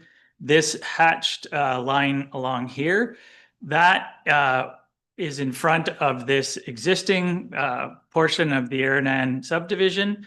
And I'm not sure why it wasn't taken at the time, but no frontage improvements were asked at the time of this particular subdivision happening. So this is a missing link in the overall frontage improvements along the highway. So staff are asking that this section, this missing link section, be included in the frontage improvements as part of the rezoning application, because we can't take that portion as part of the subdivision process in the future. The other thing we're asking is this purple section here, so that on the north or the east side of the highway, east of Grant Road, that connection, that pedestrian and bicycle connection be made down to the cross section of the elementary school. So this purple piece and this hatched piece are two pieces that we're asking as part of the rezoning application. The red pieces are something that can be taken as part of subdivision in terms of street front, road frontage improvements. So in terms of what the applicant is proposing, so they're proposing to provide this piece here. So that's east of the existing access into the Eranan subdivision at a lesser standard. And this piece down here, they're offering 35% of the cost of that. But they're only offering these two pieces of road infrastructure, the contribution, financial contribution to this piece and the construction of this piece at the 131st lot being subdivided. So they're not proposing to provide this frontage here, and they're not proposing to provide this frontage here. So they're not proposing to do any road frontages on the north side of the highway abutting their property from the existing Eranan Boulevard access west to the edge of the property. So in terms of the road standards, so on the left here, you have what the full highway standard is in our subdivision and development bylaw 925. So this standard would have a median in the middle that would be either a boulevard or future turn left lanes. You would have a travel lane, you would have a bike lane, you would have a boulevard, and then you would have a sidewalk. The sort of alternative standard that both the applicant and staff are okay with is having the two travel lanes, a boulevard, and then a shared pedestrian and bicycle movement on the side of the property. The recommended standard that that staff are recommending, so we're okay with the reduced standard. The alternative standard, I guess we'll call it, is still achieves a bicycle and pedestrian movement along the north side of the highway, which will help to connect properties further west of this site, through the site, past into town. The lesser standard will require less disturbance on off the roadside, like to create the boulevard and sidewalk and in this case, the shared paved surface for the bikes and pedestrians. So it would cost less to do this, create less disturbance. And what staff's recommending is that this alternative standard be required from the western edge of the property, across the property down to the crosswalk at John Muir Elementary School. So those are the three options. There's the full standard, the highway standard, which would be obviously more expensive and be more difficult to blast rock and do what's necessary to widen the area on the adjacent to the travel surface. You have the applicant's option, which is just to do the frontage east of the existing Eranan Boulevard and pay a portion. And then you have the third standard, which is the alternative cross-section for the full frontage area. So, so along with the two park issues, this is the third issue that needs to be a recommendation formed. And certainly I realize it's very complicated, so I'm happy to answer any question. Oh, and one further thing, what staff are recommending is that if this is the option that's chosen, that at the very first subdivision, so that the section from the existing Aranan Boulevard down to the cross section of John Muir, that would be required immediately. So as soon as they get approval for the subdivision, they do that section. And then from the Aranan Boulevard frontage west to the western property line, that would be done at the 91st lot being created. Okay. Now, I think we had a presentation from the applicants. Oh, step up. There's a button on your right-hand side. There we go. I think you're in the right direction. Yeah, there it is. If you provide your name and such. How do I do this? Mr. Chair, first of all, good afternoon, members of commission. My name is Dean Strongatharm. I'm a land use planner who've been involved with this project for a number of years. And of course, with me this afternoon is, I'm sure most of you know, Brian Butler, his capable assistant Caitlin, and my capable assistant Haley.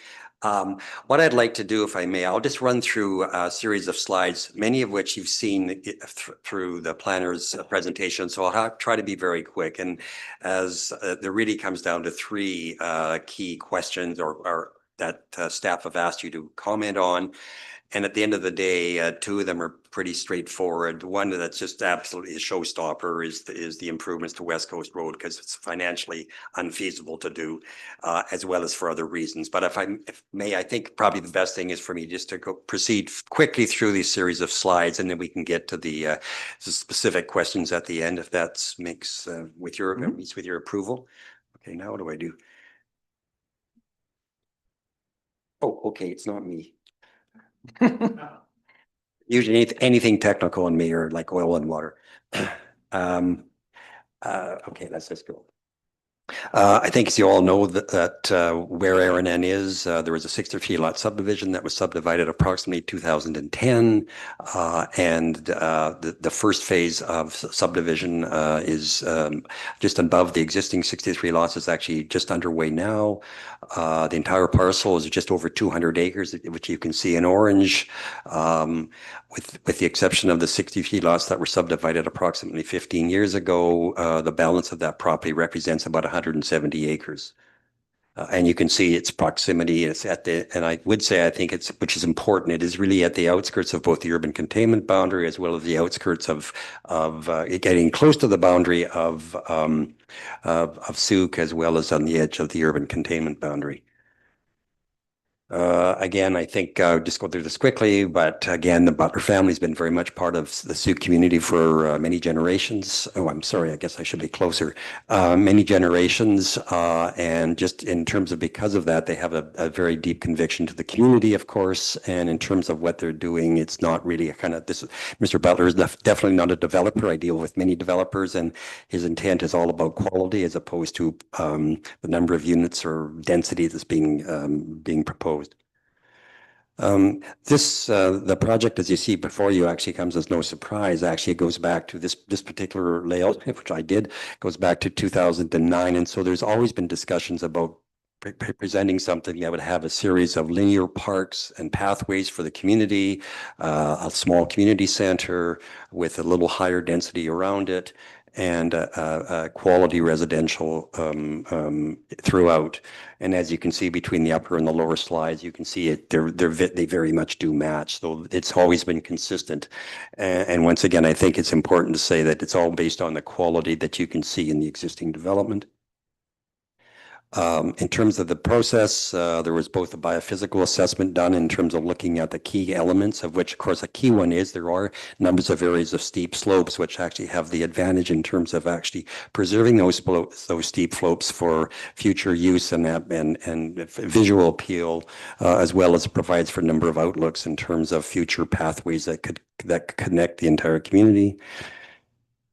And again, you can see goes from the very south, the southwest corner of that slide in the blue. That is actually right at the West Coast Road. That is that's at the 8-meter elevation, and it's, as you can see, it rises to about 190 meters. So there's almost a 200-meter elevation between the bottom of West Coast Road and the top, which the highest points are towards the northeast. The other main thing is that there are a number of riparian areas and environmental assessments that were done, and that was all part of the process to come up with the plan that is now in front of Saanich. Again, I think probably most of you have driven through the current RNN, and really this is just again a demonstration of the quality that's being desired. That is not based on, again, highest density in terms of the uses. It's really based upon continuing what you actually see today. And once again, you can see, again, these are just pictures of current RNN. And I think in particular, because we'll come back to that when we talk about the road frontage along Highway 14, is the far right-hand picture, of course, is the very entrance of RNN Boulevard as it connects with Highway 14. And again, I won't bore you with this because Lauren has gone through it, but the overall property is outlined in both the orange and the black, but we're actually rezoning the area that's in green on the west side. And once again, you can see the overall plan. Well, I guess just going back, so you can see the actual area of rezoning is on RNN West, which what you can see on the left-hand side. But going back, you can see it really integrates to overall. It's all connected as one. And there we go, all is connected as one. And then you can see, again, the vision of continuing that same high quality character with a small village center kind of over in the center of the west side with a little bit higher density townhouses around it. In discussions with staff and to their credit, the actual neighborhood park actually has been moved. So it's actually closer to what I'll call the village center. And it was actually located elsewhere. And I think as a result of the discussions that have taken place with staff, it actually has improved the quality of the project. So we're very much appreciate the fact that the comments that we received from staff. Overall, once again, you can see the overall development, which includes RNN East and West. Excluding the 63 lots is about 170 acres, of which on the west side, which is the rezoning, is 103. If you include both the parks and open space that's being proposed, including the riparian areas and where there is the detention pond and surrounding areas, you can see there is approximately 64 acres overall that is being dedicated. And strictly on the RNN West side, it's more than 37 acres. Which represents overall about 35% of the overall property, basically on either side. So it's about 35%. And again, as far as overall, we're looking at approximately 550 acres when you're including RNN West and East, but when we're looking for the area of rezoning, it comes up to roughly 330 units, 300, again, not heavy development, not large development. I would call it a light touch on the footprint of the landscape, and a small village core. I won't go over this again, but you can see the key thing that was brought up, and maybe we saw it a little better on the screen from Lauren, is that the key is the linkages of pathways that connect both RNN West and RNN East. And although you can't see them well, but there are 5 lookout points that have been specifically chosen because they have absolutely unsurpassed vistas looking out over Juan de Fuca Strait and across to the Olympic Range. So those have been strategically located. And as I say, the key thing to this is kind of preserving a lot of that green area you can see on the north side, which is at the highest points, not wanting to have kind of development destroy the natural landscape. And then key, as they say, is the linkages that connect it through the series of both urban and nature or natural trails. Again, this is just the park features, sorry. And again, you can see roughly the amount of a park dedication, the amount of open space, and I think it's important to see there's practically 4.2 kilometers of trails, which will be provided by the developer on a phased basis. And again, when we get to looking at the development of the trails and the cost of the trail network, which I think will be served not only the residents of Eranan, but the community generally, that's a very key thing and also comes without significant expense. And again, I won't go into this, but again, that's kind of a key thing, one of the key amenities to the entire project. Just the 4.2 kilometers, just to give you a sense of the number of trails, whether they're nature or urban trails that are being putting in. And this is not including sidewalks on street. Basically, if you walk from the new Eranan Village Center to where we are actually sitting today, it would be less distance than the number of trails that are being proposed within Eranan. And similarly, if you went from the Eranan Village Center to quote downtown Souk, that is about the equivalent distance of trails that is being proposed and will be put in phases. Just a little, again, I won't go into this in detail, but again, in consultation with staff, there will be a neighborhood park that will have a series of the children amenities from a play area, playground, a sports court, parking, and trails connecting to basically the village center. What are we doing here? Oh, I think I'm going too far. I'm sorry.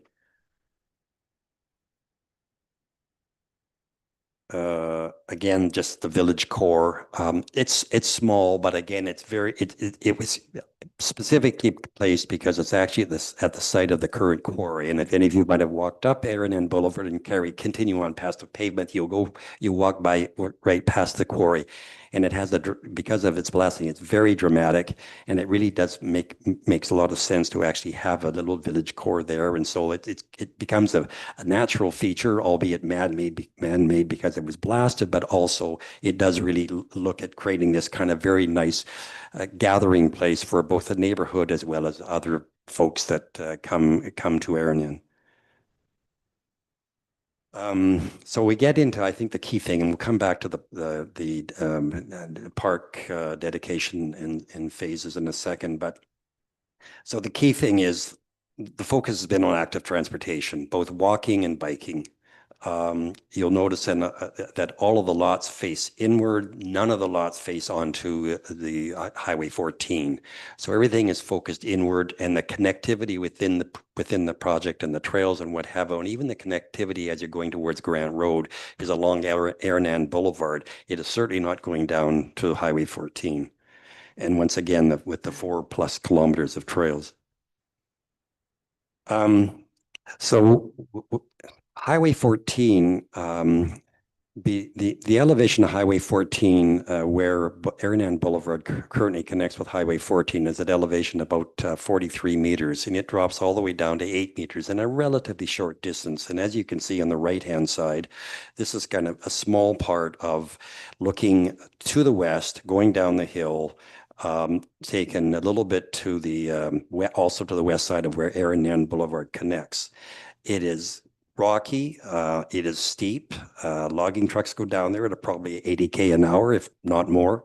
And the initial costs that were provided by staff had suggested that the full meal deal, which is bylaw 425, would be in the round figures about $5 million to build to what has been requested of staff. The alternate recommendation, which is also not now recommended by staff, has been estimated at 3.15 million. My guess is actually, given some other work I'm doing in different jurisdictions, and just kind of given the terrain of of what has to be done, my guess is that's at minimum half of what it would cost. It will be extremely expensive, and again, I don't think actually benefits anyone. Going to the next slide, and again, the the two pictures on the right-hand side, on the upper right-hand, once again, they are kind of, one is looking again down towards the western portion of or the western corner of Aranan, and the other one is looking up. Again, and then you can see actually where Aranan Boulevard comes in. In our view, if you go, if you're looking at the red line and kind of up, that's actually at the village site, which is at about elevation 64. If you come down into back to the new secondary access, you're down at elevation 8. So you've just come down about 56 meters, or some 150 feet or more. And then you have to walk back up the hill to get to Aranan Boulevard, which is going from elevation 8 to elevation 43. So you're coming back up 35 meters at a distance of more than 1,200 meters, as opposed to simply going from walking down a very bike-friendly and pedestrian-friendly Aranan Boulevard to get to the entranceway of the connection of Aranan Boulevard and the Island Highway. So the benefits, forgetting even the financial impact, which is not frankly possible, the benefits to improving the highway west of the connection of Aranan Boulevard and the Island Highway, or the Highway 14, I should say, it really makes no sense. And you combine that from forgetting the cost, but you combine the fact that this is on the very edge of the urban containment boundary, we're at the very edge of the sewer enterprise area. It really is, if you've ever had a chance of walking down there, it really is, people are really picking up speed, and the number of trucks going either up and down that portion of the area, it really would make for a very unfair and friendly experience. And combined with the fact, as I mentioned earlier, that there are no lots that will be fronting onto the street, no one within the community is going to walk up that portion of Highway 14. They will take the much easier route and walk along what is a pedestrian route, which is Aranan Boulevard, which was designed as kind of the main street, the Grand Boulevard. So it just makes sense to do that. That is also why in our proposal, we do recognize that going to the elementary school, we do recognize that when you go from east of Aranan Boulevard, where it connects to the Highway 14, that yes, there will be some students going to the elementary school from the Aranan development. Having said that, Aranan development, in terms of the first 63 lots, there are some families with young children, but typically they are older families that are living there. But having said that, we have agreed that we will pay for that pathway leading from Aranan Boulevard to Grant Road. The reason why we've suggested that we will pay for 35% of that connection from Grant Road to the school is the reality of the day is when you look along Grant Road, and we did a bit of an analysis of the number of projects that are being proposed along Grant Road, which are higher density, likely have families having smaller children in elementary school, that there will be a lot more demand coming from the folks coming from families coming from Grant Road to take their children to the elementary school than there certainly will ever be from Aranan. While we recognize that we should have a contribution, which we're prepared to do, that's where the 35% comes from. So notwithstanding, so we do think that we're being responsible in terms of recognizing, yes, there will be folks that will be going either to Grant Road or to the elementary school, but we think in terms of fairness, let alone cost, that in terms of what we're proposing is a reasonable approach and a reasonable proposal. I think I've actually already said this, so I won't repeat myself. And again, just as kind of in summary, we're proposing to dedicate park and open space in the order of 25 hectares of land, which includes a prominent neighborhood park adjacent to the village center, just over 4.2 or 4.13 kilometers of trails, which includes a series of lookouts, parking areas, bicycle stops, signage at the lookouts. There'll be an interpretive signage. So it is a very comprehensive trail package. And at the end of the day, you either get the trail package, just from a financial point of view, there's a trail package or there's the Highway 14 package. Just financially, you can't have both. And in my view, the trail package is obviously, I think, much more benefit to the community. Finally, there is a contribution, as Lauren said, towards the Affordable Housing Fund. And there is the multi-use pathway from Erin and Boulevard East, as well as just as an offside because it's not part of the rezoning. But with the new DCC bylaw, there is about $5 million in DCs that the TCCs that this project will also contribute to. And I believe that ends the presentation. So if I may just go back, then there were 3 items that have come up. And Brian, if I get something, let me know. So I think I've dealt about as clearly as I possibly can with respect to our position and the reasons for our position with respect to Highway 14 and what we feel reasonable and fair in terms of our contribution to improvements along there. As it relates to the 3.6 hectares, which is basically that's under the subdivision, but that's a 5%, the required 5% parkland dedication. We have requested that because it will be done in phases. We've requested that it be done and completed in phase 1 being the Pike Pole subdivision, which is not part of the rezoning application. It's on the east side. We've actually asked that it could be in up to phase 4. However, we will be prepared to do it all in phase 3 with one caveat without getting too complicated. And that is one of the reasons why it ties into the 5% worth of 10% discretion per each phase. And that is until you've done detailed survey plans, you don't exactly know where your road elevations are going to be or what the grades are or what the cut and what the fill are going to be. And if you dedicate land, and so therefore it's all been based on, all of this is based on assessments, LiDAR surveys. So it's pretty accurate, but it's not the detailed survey.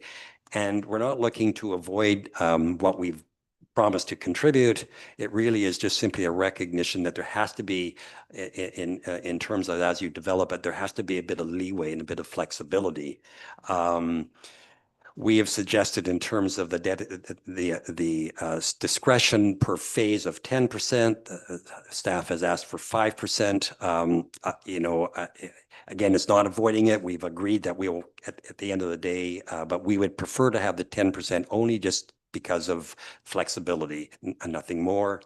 Again, I think as it relates to the phasing, we will agree to dedicate the 3.6 hectares in up to phase 3, which is consistent with the staff asks for.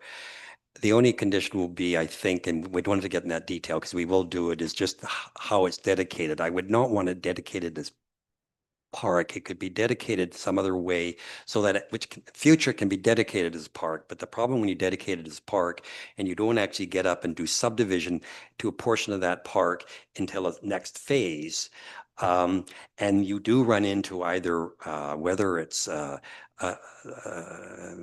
grades of the road or a rock face that, until you get that real significant level of a detail you don't know, you might have to adjust things. I mean, literally just this little bit. And if it's actually dedicated already as park and it's in a survey plan as park, there's a whole bylaw process that the district would have to go through to deal with it. So I think it's best to say, can we leave it this way, that we can work with staff to kind of work that out so that there's an flexibility with that, but we will agree that we'll provide the 3.6 hectares within the first 3 phases. And I think we can just leave it like that. But the real showstopper is the requested improvements to Highway 14 west of the intersection of Erin and Boulevard to Highway 14. And I think that I've probably spoken more than my share of time, or taken more than my share of time, but that ends our presentation. Thank you. Any questions at this point in time? Actually, I have a question for staff at this point in time. It was my understanding based on the report that we were in a position to potentially move forward, but now here, showstopper. So does this need to go strictly back to staff at this point in time? And to be discussed with the developer, because I had not understood there'd be a showstopper. I wouldn't call it, I think what staff, and I don't want to speak for staff, but I understand what staff are looking for is this will ultimately go to council for its decision on what our position is. But I think they're looking for, as I understand it, looking for feedback for which to go to council. Well, my understanding from the report is we have absolutely nothing in front of us that would actually show us what our options are, except for the options that are before us. And none of them include what you've described, which is essentially a showstopper. So I don't know what we're supposed to decide on. We can't really, as a committee at this point in time, come up with a recommendation for council. I'll let Lauren speak to this, but I think there is our position is stated in one of the recommendations, I believe, is it not, Is it? Lauren? Through the chair, the options are listed as option A and option B, and then there's the infrastructure improvements, which is option A, B, and Okay. C, and they're staff supported or their applicant's proposed or preferred option. In there, in terms of showstoppers, we're not aware that the frontage improvements, if it's shutting, are you talking about if it's shutting down the whole project? Well, With option. what I heard here was that option B wasn't even on the table because it includes, let me see.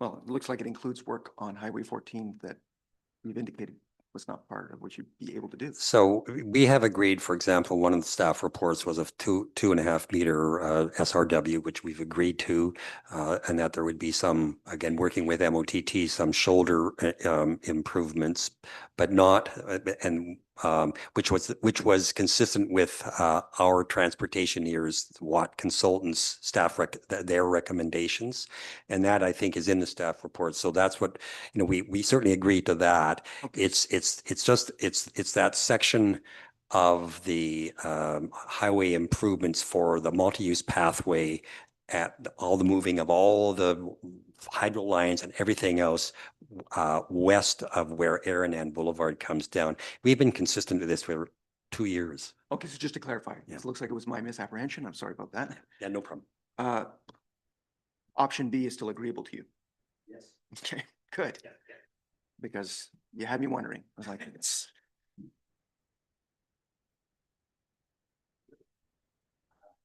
Yep. Couple of things, we're not trying to be difficult, but it doesn't make sense if you're sitting up there in the Aranan Village to walk down the hill, all the way down to the bottom of this, basically almost to the marina, and then turn around and walk back up again. And to the point where Aranan Boulevard is today, when you were trying to get to Aranan Boulevard in the first place, and all you have to do is walk along a much shorter route at a much lesser grade. And, if it were just peanuts that it cost, then we'd probably be quiet and do something we consider to be silly. But it's not peanuts. It's going to add as much as maybe 10% to every lot there. And that's not what we want to do. We're all struggling today. The economy is not the greatest, and neither do we want to charge people more than we have to. So we respect that staff have their duty to do, and this is part of their calling. They have to bring forth these various regulations that are put in front of them. But there are reasons why you don't do everything in life just because you do it generally. I mean, sometimes there are exceptions, and we think this is a pretty good exception. I think that's all I've got to say. Thank you. To be clear, my concern was that based on what I'd heard, we had no options that were actually palatable to you. And that was obviously a problem. We can't move forward with that. All right. Any other questions? Sure. Yeah, I've got a few. Thanks for this presentation and staff and the immense amount of work that's gone into this to date. I think that the earliest document in the file is 1997, and here we are in 2026. I'm curious a few things. So we have on the road frontage improvements while the slide is up. I've heard the price tag for option A, 5 million, option C, 3.15 million, which is of course potentially dramatically underrated. But what is option B's price tag? Your recommended.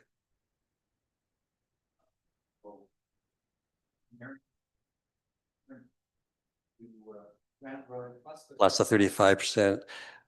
500. Yeah, no, it's about, don't hold me to this. These are numbers, 500, half of 500 is 200, about 800,000.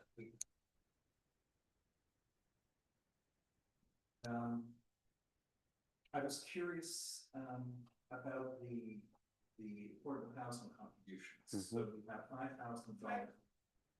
Yeah, the recommended your recommended 5,000 per lot to 250,000 maximum. That equates to about 50 homes. And of course, the development's coming in at 303 doors. So how does that align? Not putting in, but that was the discussions with staff and coming up with that was in consultation with staff. So that number was consistent with our staff's I'll ask recommendation. through you to staff, why would you set a 250,000 maximum when traditionally we go by the door? Yeah. If staff. Through the chair, we didn't come up with a $250,000 maximum. That was through consultation with the developer. The $5,000 per door is it's $3,000 to $5,000 is sort of consistently what we apply in absence of a policy for housing contributions. But we didn't come up with the extent. Yeah, through the chair. Mr. Marshall. So the part of the reason for the negotiations was that there was concern from staff that, you know, you could wait 30 years to get your $3,000, right? When this ultimately gets built out. So in this particular approach, we're getting more per lot. Because there could be a situation where they never do the last 100 lots. And that's the same concern with the park issue. That's why we're asking for the park earlier in the phasing, because there's no guarantee that anything past 6 ever gets developed, you know, God forbid, but something could happen to Mr. Butler, the property gets sold and, you know, it never gets finished. So what staff was doing was taking more upfront at $5,000 a lot and getting more upfront basically than we would. And in 30 years, that $3,000 would be worth what? $500. So, you know, we're getting more bang for our buck earlier in the phasing of the development. I'd like to comment on that, Jeff. We were asked for that. Staff set the terms. We just agreed. Secondly, if something happens to me, and someday it will, my family will take over.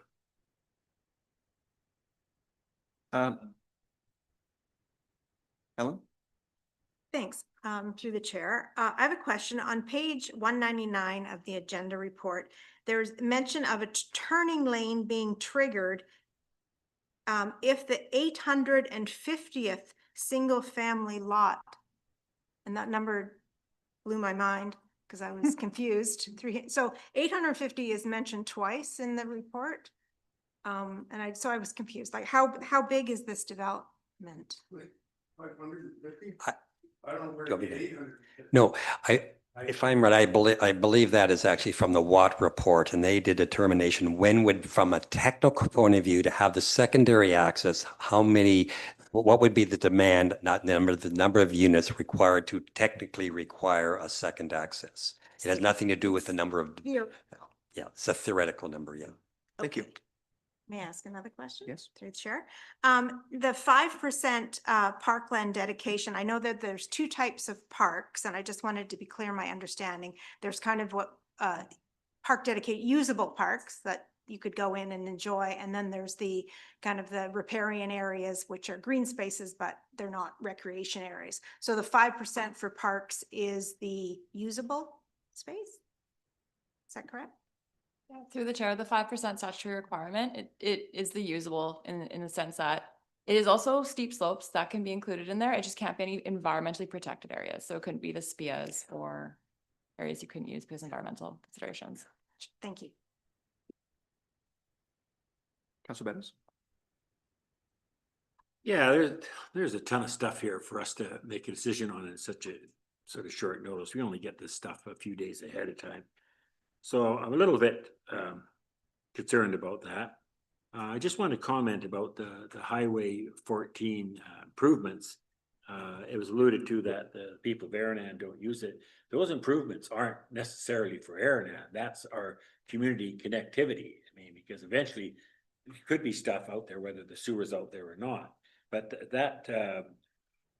that's not necessarily for the people of Aranan. That's just part of the price when we come to development, that we do some of our infrastructure. I'm not in favor of the full blown out streetscape. It doesn't make any sense along there at all, especially on Highway 14. I like the modified version. I'm a little bit lost as to why we're asking for those improvements up to including the school. Normally in these developments, we only deal with the street in front of the property that's being developed, and all of a sudden now we're going to a small section on Highway 14 and then down from Ella in front of the school for another, which they're offering 35%. I want from staff, how do you correlate that? Is it just something, I mean, we certainly would like to improve more of the roads down by the school, I understand that. But we don't generally do it on other projects, or am I wrong here? I've only been here 7 years, so I mean, I'm a little bit puzzled by that. So if you could explain, please. Well, through me to staff? Yeah, sorry, Chair. Yeah, through the chair.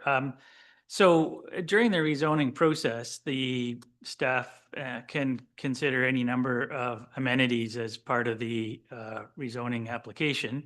The thinking was that it makes a natural connection to get people from the development to the school. So we felt, and that certainly meets all of our objectives in the transportation master plan and the Parks and Trails master plan, our official community plan, that we make these connections. So yes, it's not part of a requirement of the frontage in front of the subdivision, but it was something that we saw as being a kind of natural connection and that meets the criteria of our bylaws and things. And yes, I'm glad Councillor Beddoes made the point about, this is a major access through our community, Highway 14, and it's the desire of this community to have pedestrian and cycling movement, safe pedestrian cycling movement east-west through the community and north-south and between neighborhoods. And certainly this is one of the major roads in our community. And if this application doesn't pay for these frontage improvements, then it will fall on the backs of the rest of the community and their taxes in the future to pay for those improvements. Thank you. Al, may I answer something? I'd like to answer. Sure. Okay. Oh, to Mr. Chair. Yes. Through the chair. Okay, go for it. Al was quite correct about how, community improvements are for the good of the community. I'd like to point out that Aranan is at the west end of Sooke. It marks the divide between the rural community and the urban community. It's the last urban part of Sooke. From there on in, most of the land is ours, but not all of it, but it's all 10-acre minimum. So you're not going to have people walking through that part. It's not like they're walking downtown or walking anywhere. This is the divide between urban Sooke and rural Sooke. And there's no need. As I say, the staff are doing their duty, but this is the divide between rural Sooke and urban Sooke. And we've got these elevation issues where it doesn't make sense for people to walk down a steep hill and then walk back up when they could walk right along on a level place, fairly level lane in the first place. You know, we've been at odds with staff for over 2 years on this. We can't seem to find any common ground. We wish we could have. We have been working, this is almost, I think, a 4-year program to get to where we are today. We've tried very hard, and this is the place where we find ourselves yet. We appreciate your point, Al. It's a good one about community benefit, but here's where you've got a divide between urban Sooke and rural Sooke. There's nothing on the other side for people to walk to in that way. Thank you. I appreciate, first of all, I respond, I appreciate that comment. I understand where our applicant's coming from, and he, you know, I'm quite pleased with what he does up in Aranan. It's a first-class development. But there is a lot of people that do travel on that, and I understand they're not going up to Aranan or won't. But our idea too is not necessarily just for our local residents, but we connect to all sorts of things west of there.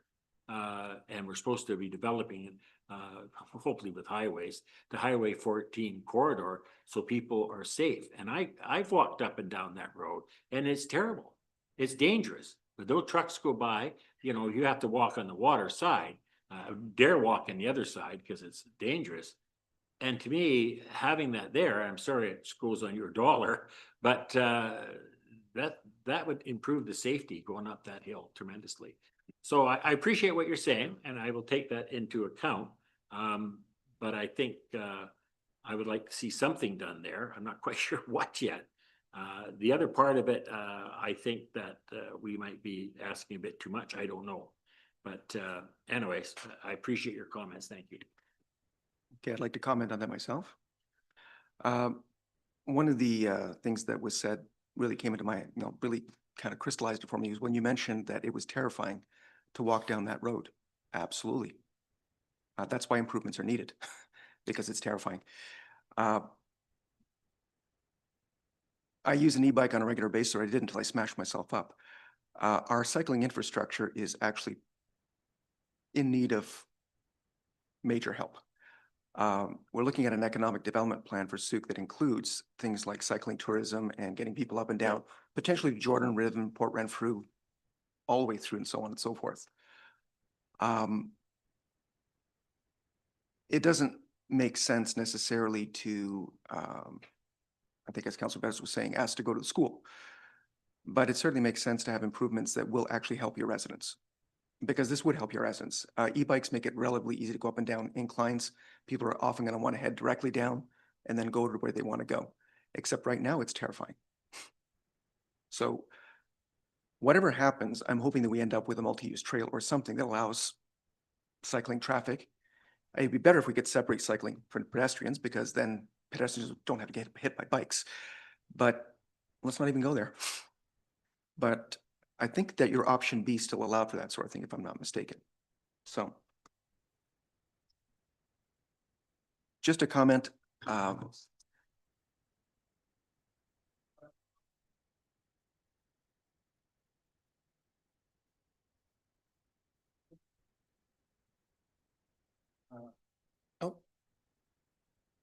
Yeah, I don't know if it's a question. I actually think it is really important to get kids, obviously, it's an obvious statement, to get kids to school safely.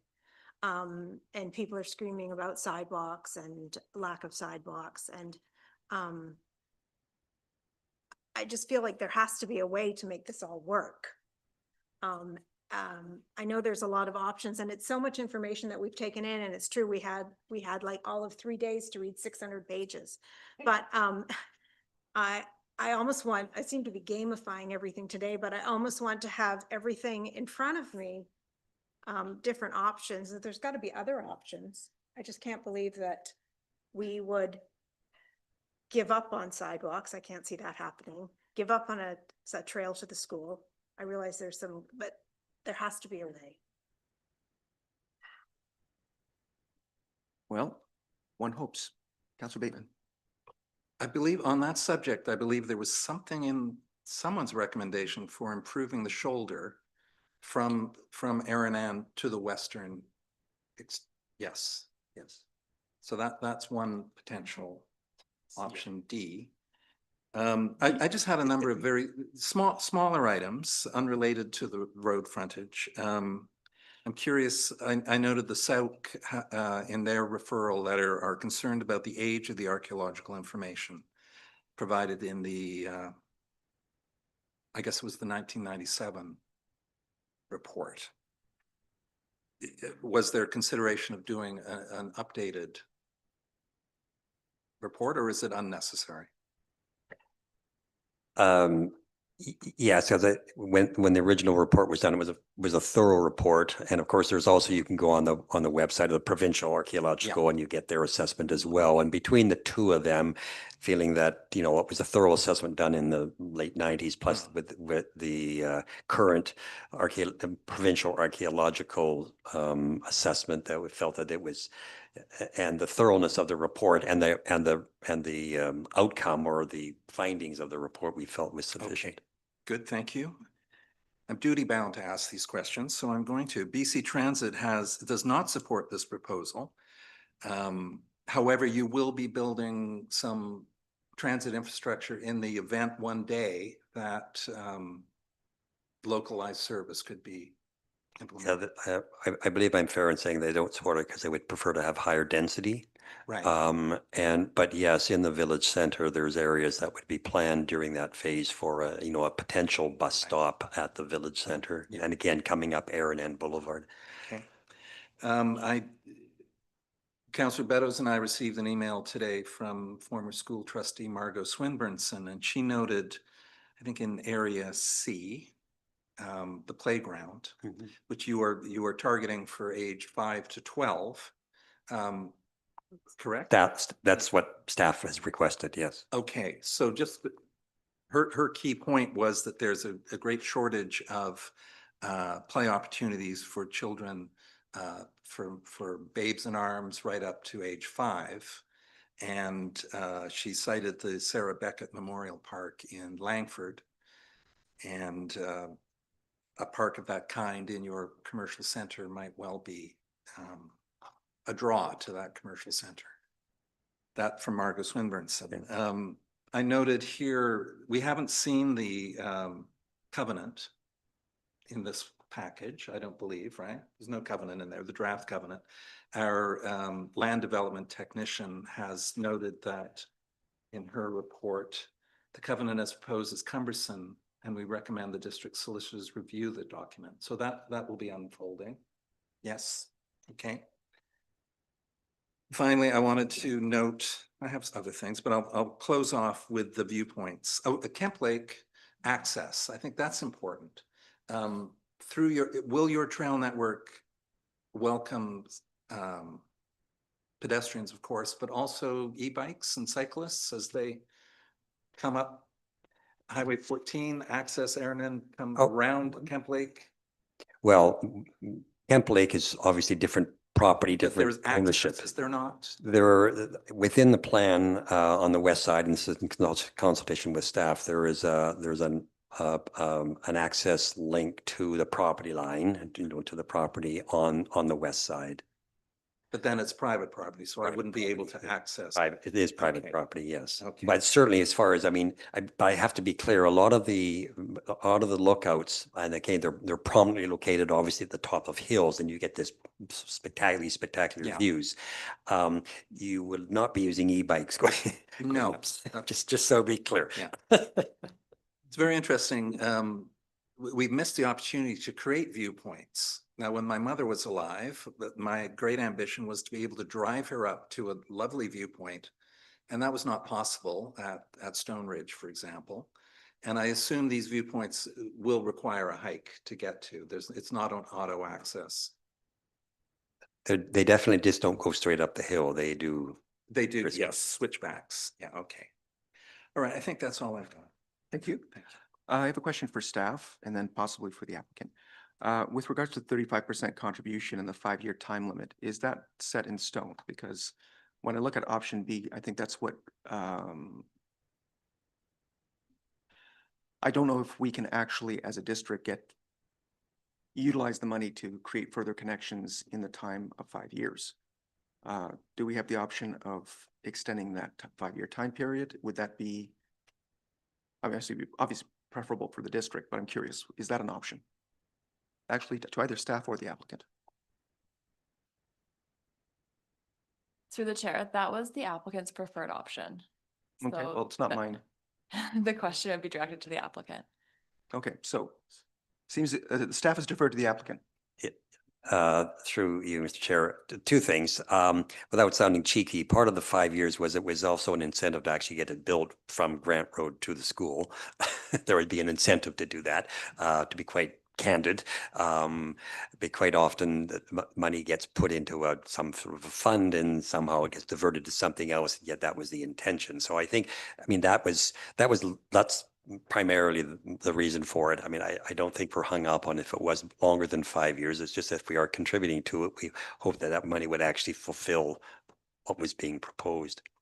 The collection area for John Muir Elementary School was much larger than Aranan. And that's why we said, hey, look, we'll certainly do our share.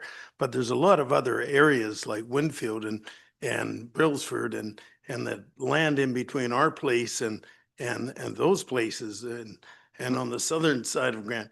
So they may be coming along too. So the whole thing may move much faster. Absolutely. And I just feel it'd be much easier if those come forward with their portion, that another portion have not disappeared based on the time limit. I'm sure we can fix that. Thank you very much. Any further questions? Actually, Mr. Barry first. More of a comment than a question. I mean, I've been here for almost 60 years, close to it. And I've traveled the roads on bike, motorbike, car, truck, you name it. And that West Coast Road is a disaster. You head down that hill on that brand new path that we're going to build and you're going to be hitting potholes and the only shoulder down there is the painted line on the road. So, I mean, you're zipping down there to a road to nowhere. And I just don't see the value, even in the next 10 or 15 years, of making Mr. Butler pay for some big wide corridor heading down the side of that road past his subdivision. That's not really going to benefit anybody because you're not going anywhere. You get down to the bottom of the road, you're up to 60 kilometers an hour. It's a pretty steep road. You got to hit the brakes because you're going to be off the road now onto a pathway that's 3 inches wide. So I'm all for their option of developing up towards Muir School, get that built, get that fixed up and leave the rest alone. And if the highways department wants to develop the West Coast Road, they got to do the whole thing. They can't just do a couple 100 feet. It's just not worth the money spent. I'd rather see a contribution going to something else, maybe put another sidewalk somewhere in Sooke dedicated to the Butlers or something. It's really, for me, it would be a showstopper. I mean, these people are out there trying to do a good job, and I think we're just putting up roadblocks. Thank you. Fritz? Those are great points, but I do think if we could come up with a solution that brings us to the school would be something I could support. I just wanted to go back to the Kemp Lake Trail connection. And on page 10 of your presentation through the chair, there's a map. And I realize it's outside of the property in question, but there's a, in the development of Aranan, at the top corner, there's a cul-de-sac. And it kind of, it's the closest thing to Kemp Lake. And then if you look on your page 10 map, there seems to be a road or something very close to that corner. So I know in the Parks and Trails master plan for Sooke, there is an aspirational trail that takes us to Kemp Lake. And I know aspirational trails are aspirational and they go through private property and that all has to be worked out. But that's what I know a lot of people would like to see. So, and there is no trail connection showing on the plans currently. The trail connection's way lower. It is way lower. At one time it was higher, so to speak, higher up. And then into consultation with staff, we actually brought it down. So again, to the only to the property line, because I say it is private property. Actually, it's Crown land to the north, and then there's Songhees land. But so the location of the trail as it connects on the west side, which we're referring to, is through discussions with staff. Okay. More? Well, I would just hope that could be looked at. Maybe your staff could. Okay. Given that it's an aspirational trail on other property, I don't know if it's actually part of this application necessarily. I'm not. No, the aspirational trail goes through this property. Ah. And it would be a very short little trail dedication. Whether it actually happens or not is another question. But if we could have that little bit of trail dedication in that very top corner, that does seem to connect to Hold on. the road. Okay. That's No. where we had it, the staff and directed us to move it back to where it is today. Okay.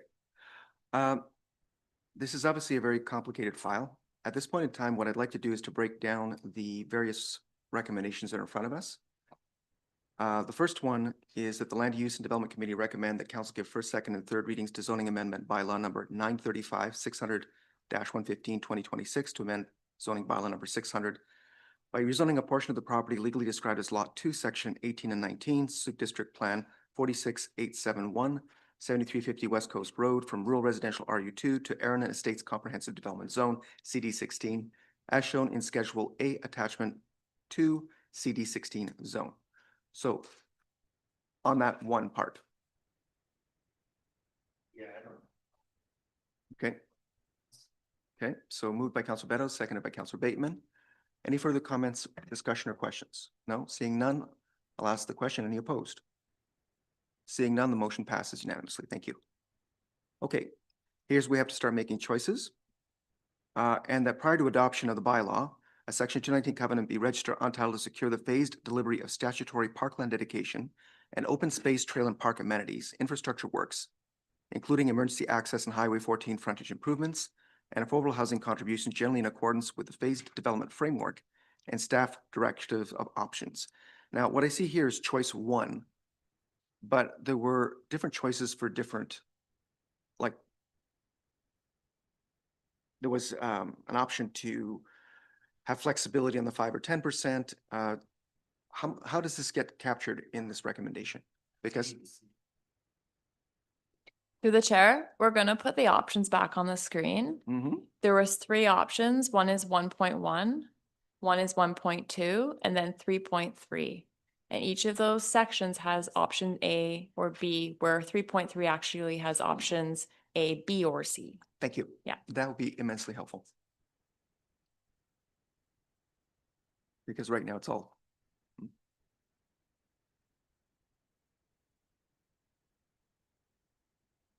So on the screen right now is the 1.1 park, sorry, through the chair. On the screen right now is the park dedication, section 1.1, where we have options A, which is the staff preferred option, and option B, which is the applicant's preferred option. Okay, so I'd like to speak briefly to that one and motivate in favor of option B. I think that the applicant has proven themselves to be a longstanding member of the community that's interested in quality. I do not think that they will skip out of town and leave us hanging dry. And that's generally the reason why staff very correctly tries to make sure that these things happen well ahead of time. In this particular case, I think that it's a very low risk and that option B should be fine, especially if it helps move the development along more quickly. Any other comments or questions? Okay. Yeah, excuse me, through you, Chair. I looked back to the parkland dedication for Aranan Estates East, and I believe within that 72 hectare parent parcel, there would be 3.6 hectares of parkland is required. That's 5%. However, that was deferred to a 0.56 hectares of parkland proposed in that phase two. If we can call it phase two. Am I correct in that? That- To My everything- apologies. So the Pike Pike Pole. Pole subdivision, so that is that's phase one. That's still phase one. So that is still phase one. So Okay. within the context of the three phases. But you that- did defer Parkland in that phase. That's correct. Yeah, Yes. okay. And the reason for that is if you wanted to go up the hill without actually having it, and again, it's really just a matter of the reality of the details and having the information that makes an informed and usable park. Okay. All right. Thank you. Okay, so the chair has moved the motion. Do I have a seconder? Option B. Chair, Yeah, we can ask, Yep. yes?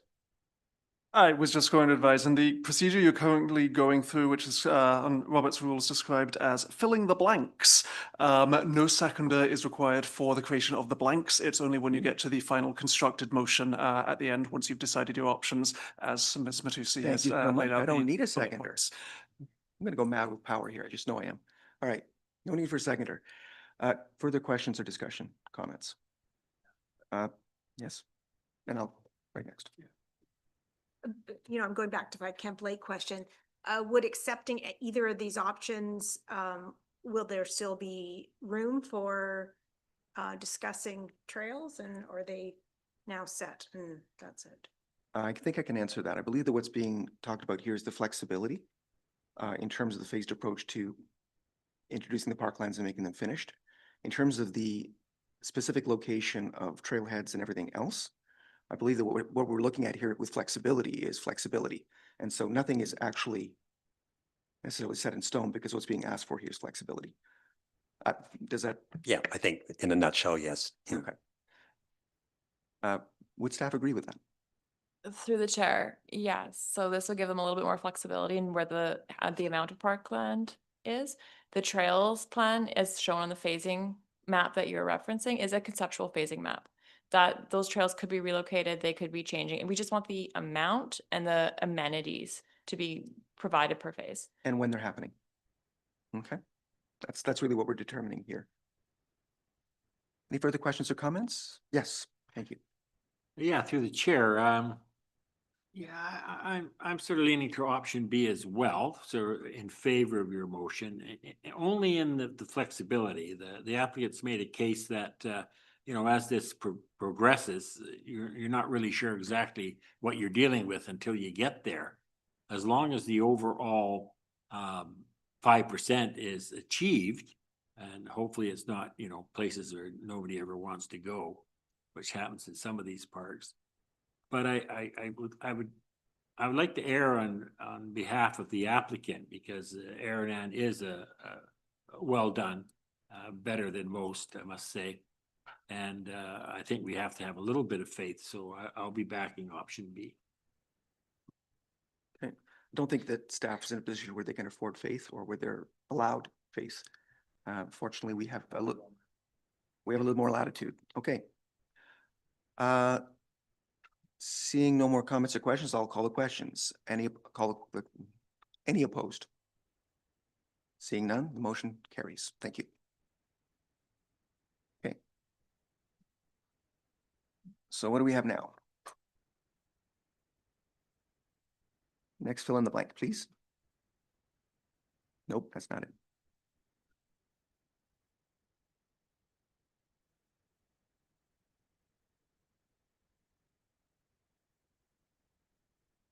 We'll have it on the slides in a minute here. It's 1.2 park dedication flexibility. Okay. So option A again is the staff preferred option, and option B is the applicant's preferred option. I thought the applicant's preference was for 10%, not 15. Yeah, it was 10. Oh, I think this was discussion not too terribly long ago. And so therefore, I don't think it got Okay. changed in the staff report. Okay, the report I saw didn't have 15, it had 10, so I'm just.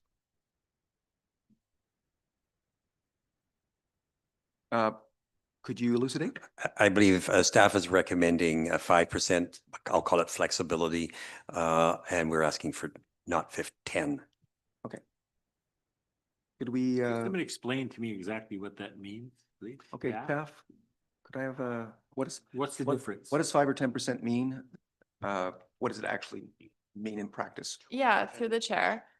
So this is the amount of dedicated, so usable parkland per phase.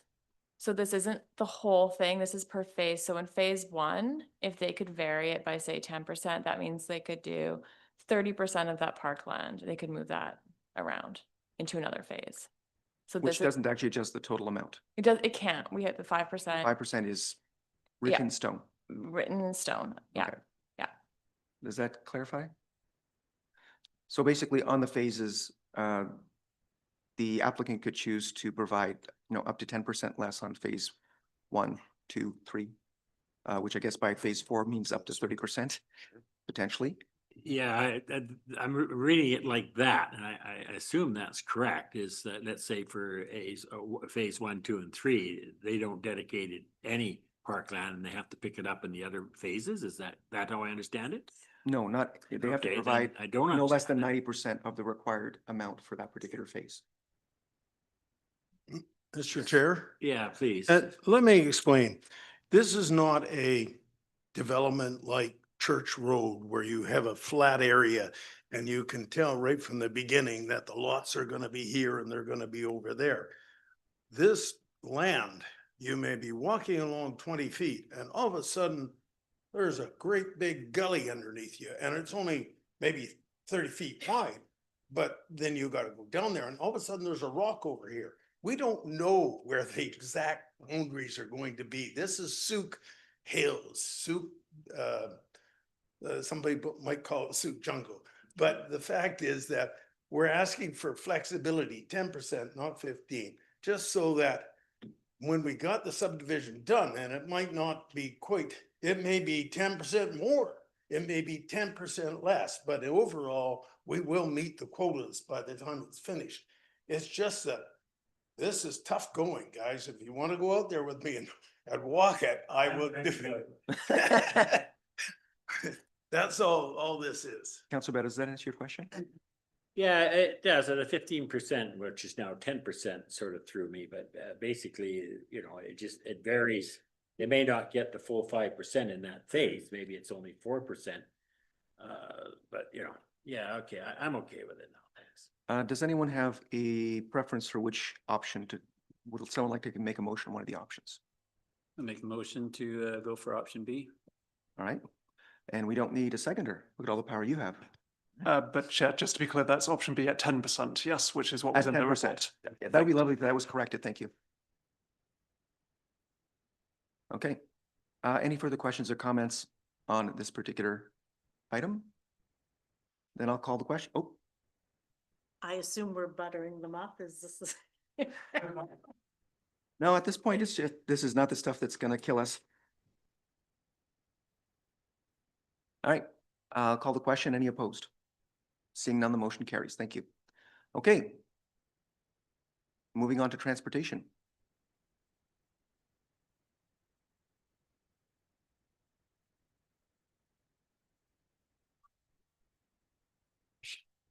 Haven't forgotten yet. That was my first time. So through the chair, 3.3 is the option set for this, frontage improvements. Option A is staff supported. Option B is the applicant's preferred. And option C is staff's third option, also supported. Okay. I heard Sealy flip around 3 different screens. It'd be nice if you had them side by side. I guess you can. Sorry. Through the chair. No, sorry, I can't change that. No, I know. So I have to write it down. Would anyone like to put forward a motion? No.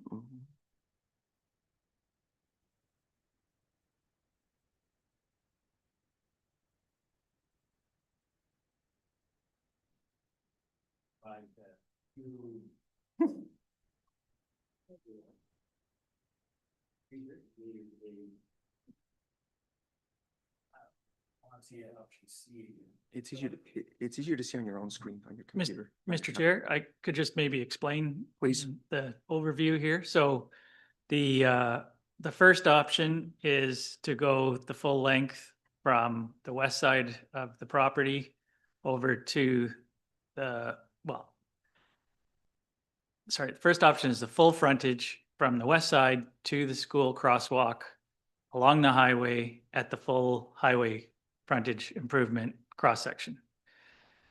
Second option is the option that the applicants prefer. It is the red section east of the existing Aranan Boulevard access, with 35% of the cost of the purple section going east of Grant Road being funded by the applicant, and nothing west of the Aranan Boulevard access to the highway being done by the applicant. The third option is full frontage from the west to the elementary school cross section, but at a alternative standard that's less onerous than the full 925 bylaw 925 standard. Okay.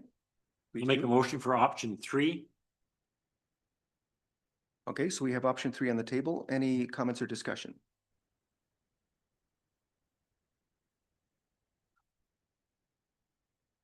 Let's bring option 3 back up. There it Ms. is. Cummings? Coming, sorry. Yeah, I think how things need to get done is a little give and take. So if they're willing to give 35% of the cost of the improvement to John Muir, then that's something they're not required to do and we're asking of them, then maybe we have a bit of room to give, like in option B. I think what Rob said earlier, I agree with that. After Aranan Boulevard just isn't feasible if they're going to improve the entire highway, but we need more lots, and that's how things get more affordable in Souk. And if it's a yes versus no, I think we should support it to bring in the more lots, and we're in desperate need of parks and all that sort of thing, and sports fields. Souk's at a all time, every sports field's busting at the seams, and maybe that could be another soccer field or something like that proposed, a little bit more of a give and take. But yeah, I think if option C is not possible for them, why are we even considering it? That was my question earlier.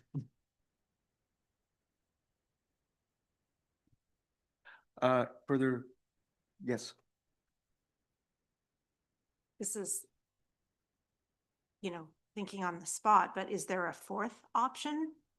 I'm still, we got to get kids to school safely. So and from where Aranan Boulevard is now, can there not just be a full build out to John Muir School? I mean, I realize these things have to be costed and, but.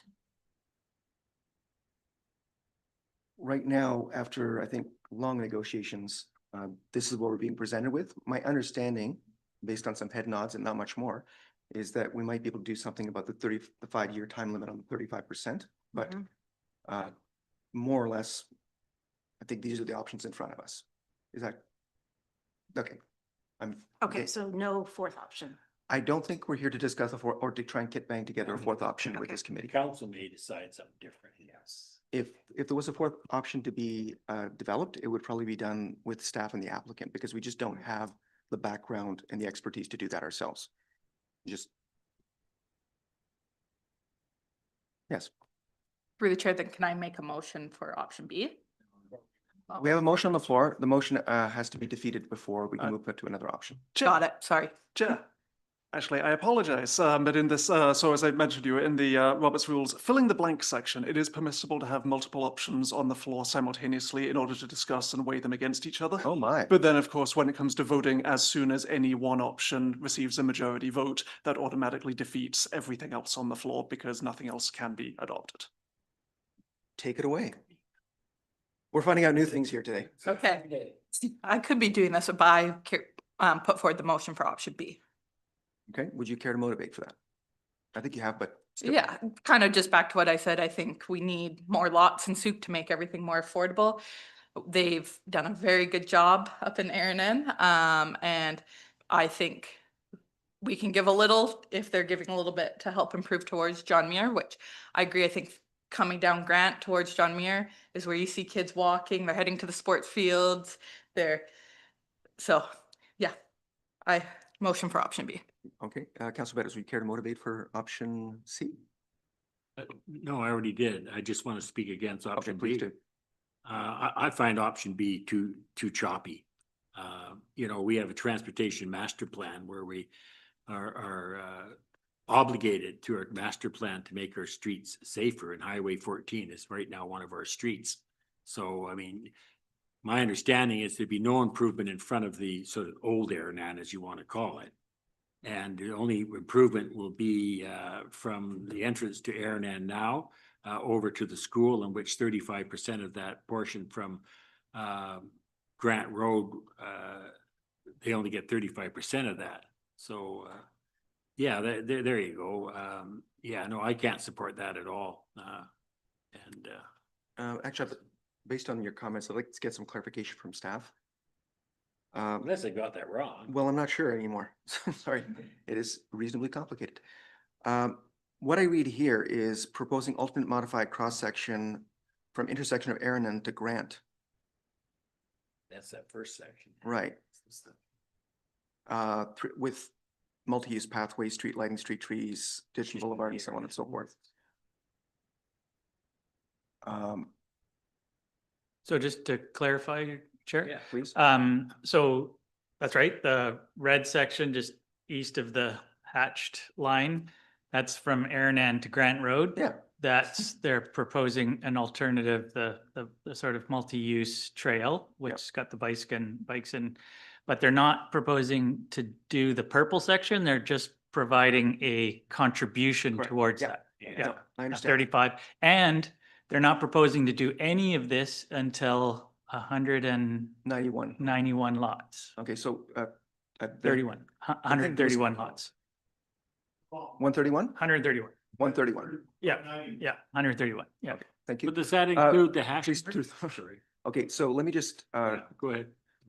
what I understood you to be saying was that no improvements to Route 14 would be happening. But as I understand it, improvements will be happening along the stretch from Aranan to Grant, correct? Okay, so just confirming that, because if that was, please, go on. Okay, again, that hashtag area in front of the present Aranan would not have any improvements to it at all at any time, correct? Correct. Right. So then you're going to have improvements from Grant Road down to the entrance to Aranan, nothing. And then another improvement, this is when 100 and whatever you said, 130, whatever it is. And then you're going to have another improved section from the border of the present Aranan down. Well, that's so I'm understanding it, please correct me. So further clarification. Yeah, staff. just to clarify, they're not proposing to do the red line west of the present Aranan property. They're not proposing to do anything west of the existing Aranan. Okay. Then I will strongly oppose this option. B is the. Okay. Yeah.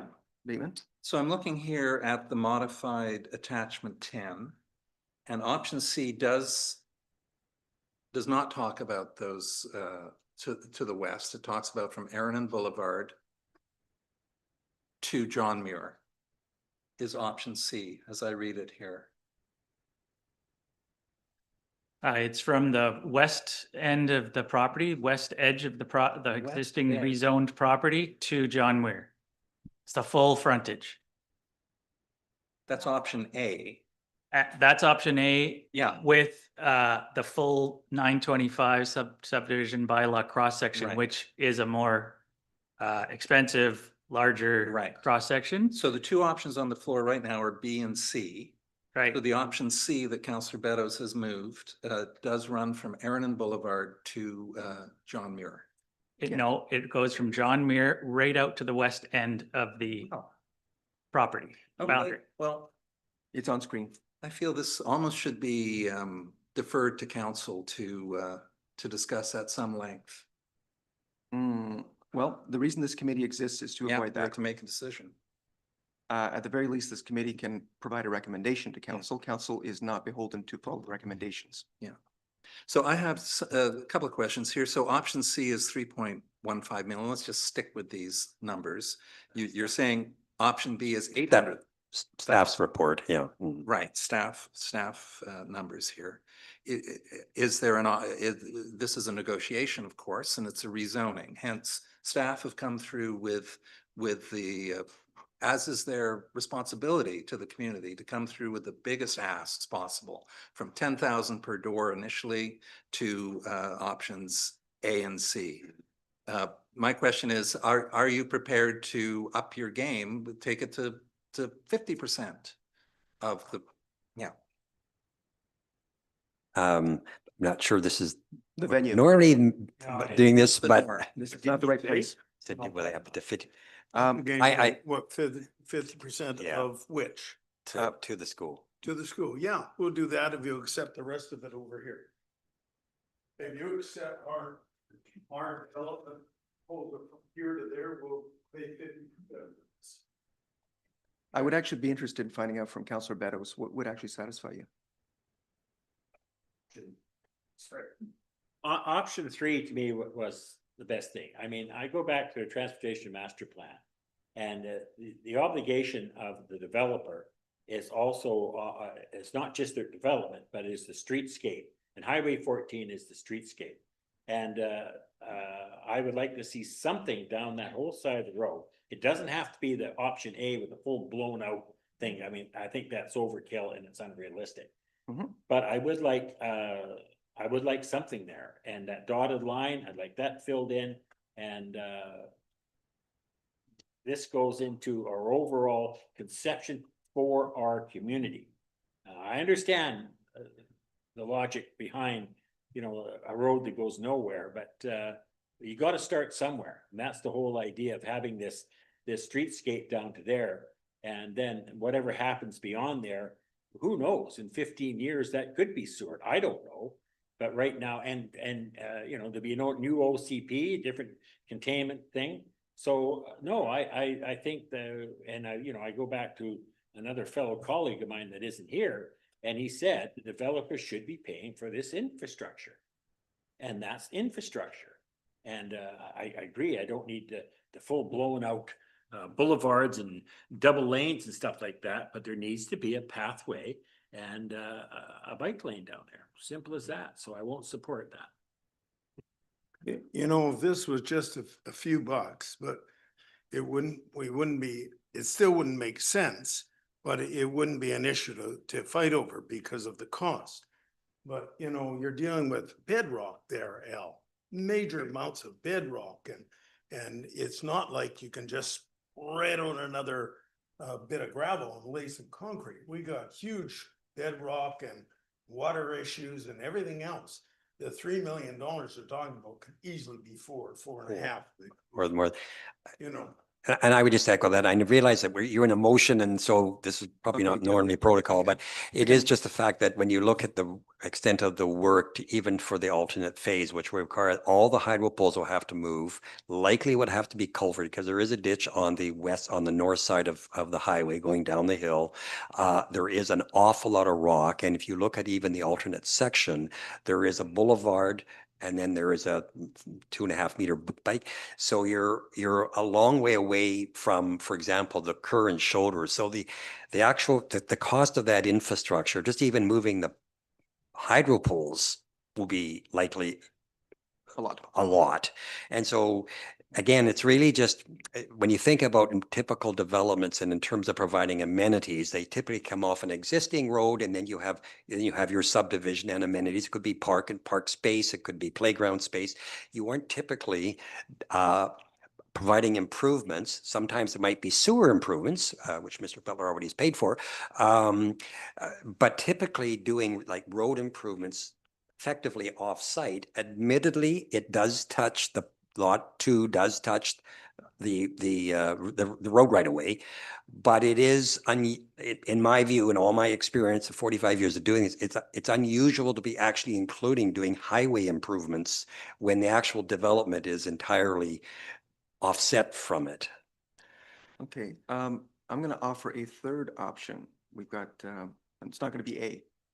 I'm gonna suggest, as I think Councillor Bateman suggested, we could actually defer this because I don't think we have a lot of agreement with our committee at this point in time. I think it's pretty contentious. And I doubt we're gonna actually come to a resolution at this point in time with this committee. So I'd like to offer the option of deferring this particular part of the work. It means it'll be up to council to figure this one out. That's what it means. Yeah, it could also be deferred to a future land use committee meeting to, yeah, please. Chair, we could approve the overall zoning. Don't have a problem with that. Nobody did. We've already said that was okay. We approved the park portion of it. Where we're hung up is on this third portion. We can send those other two to council and either come back and do this one, or we can do what you say, defer it to council and have another big fight all over again. But that's okay. That's part of the process.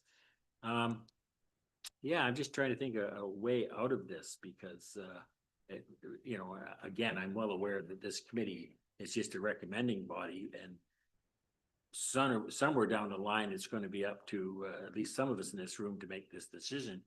And I really want to get a full grasp on what I'm doing here. So I'm not sure I'm there yet. Land use committee, I would think that just. Yes. I was just going to say, and much as I appreciate the land use committee, I'm just wondering if we can have a discussion about this in terms of if there is a fourth option, which may or may not be endorsed by staff. That's entirely up to them. And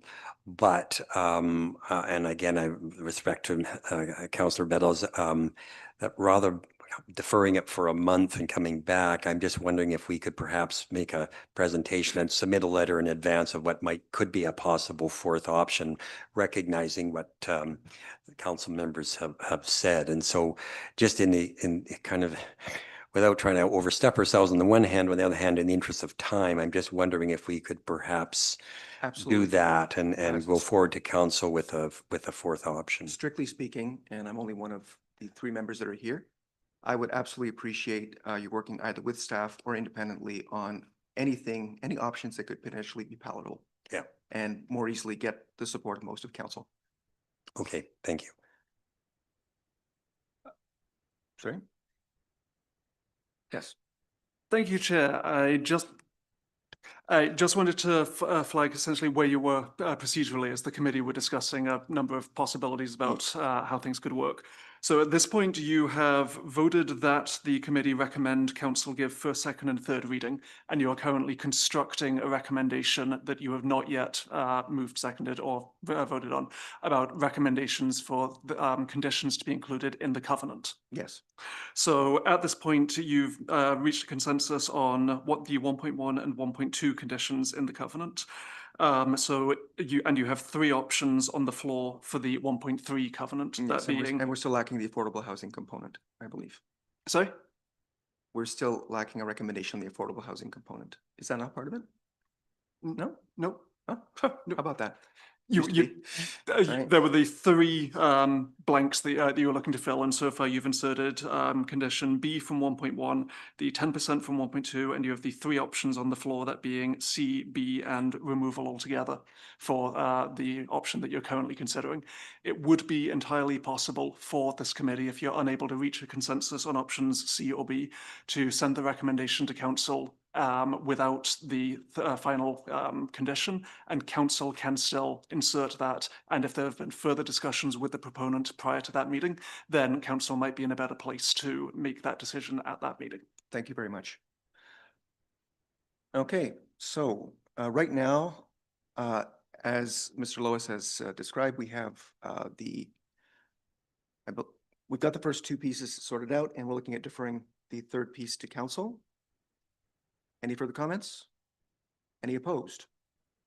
Motion carries. Thank you very much. Okay, So last piece, MOTT. Chair, We're not done yeah. yet. Chair.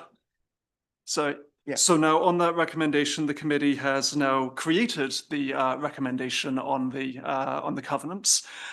So now I would suggest that it needs to be moved, seconded, and ultimately voted on with those three conditions. That Interesting. being option B, 10%, and no recommendation at this point on I the. see. Okay, so final that was item. just to confirm that we had agreed on what that piece was going to be. Okay. Any opposed now? Oh, sorry. Does anyone move this? I'll say it. There we go. Moved by Bateman, seconded by Beddoes. Any opposed? Seeing none, motion carries. Okay, so you have to pay for it in the end. Okay, so moving on to the last piece of this one, which is the council direct zoning amendment bylaw number 39935 be sent to the Ministry of Transportation and Transit prior to adoption. Do I have a mover? Yeah. Oh, I've lost half my committee here. I don't think we can do that until we get the third one done. Sorry. I think we could also leave that to council. It's not too terribly complicated. It's basically pro forma. It's Yeah, done. because you need to. I'm not concerned about that, but if, Okay, MOTT, we need to know what's going on. well, yes, it wouldn't be sent until it was. Okay, so I will wait till people return from what I assume is a bio break. Although we still have quorum, we could just rush through them. 6:30.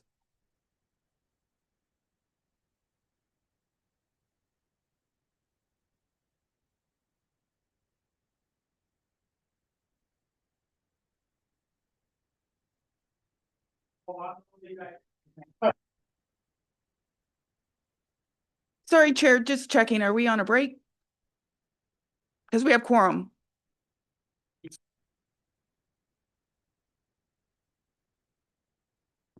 Zoning amendment for 5653 Souk Road. Report from staff? Okay, item 7.5 is a zoning amendment application for 5653 Souk Road to amend the zoning from RU4 to RU5.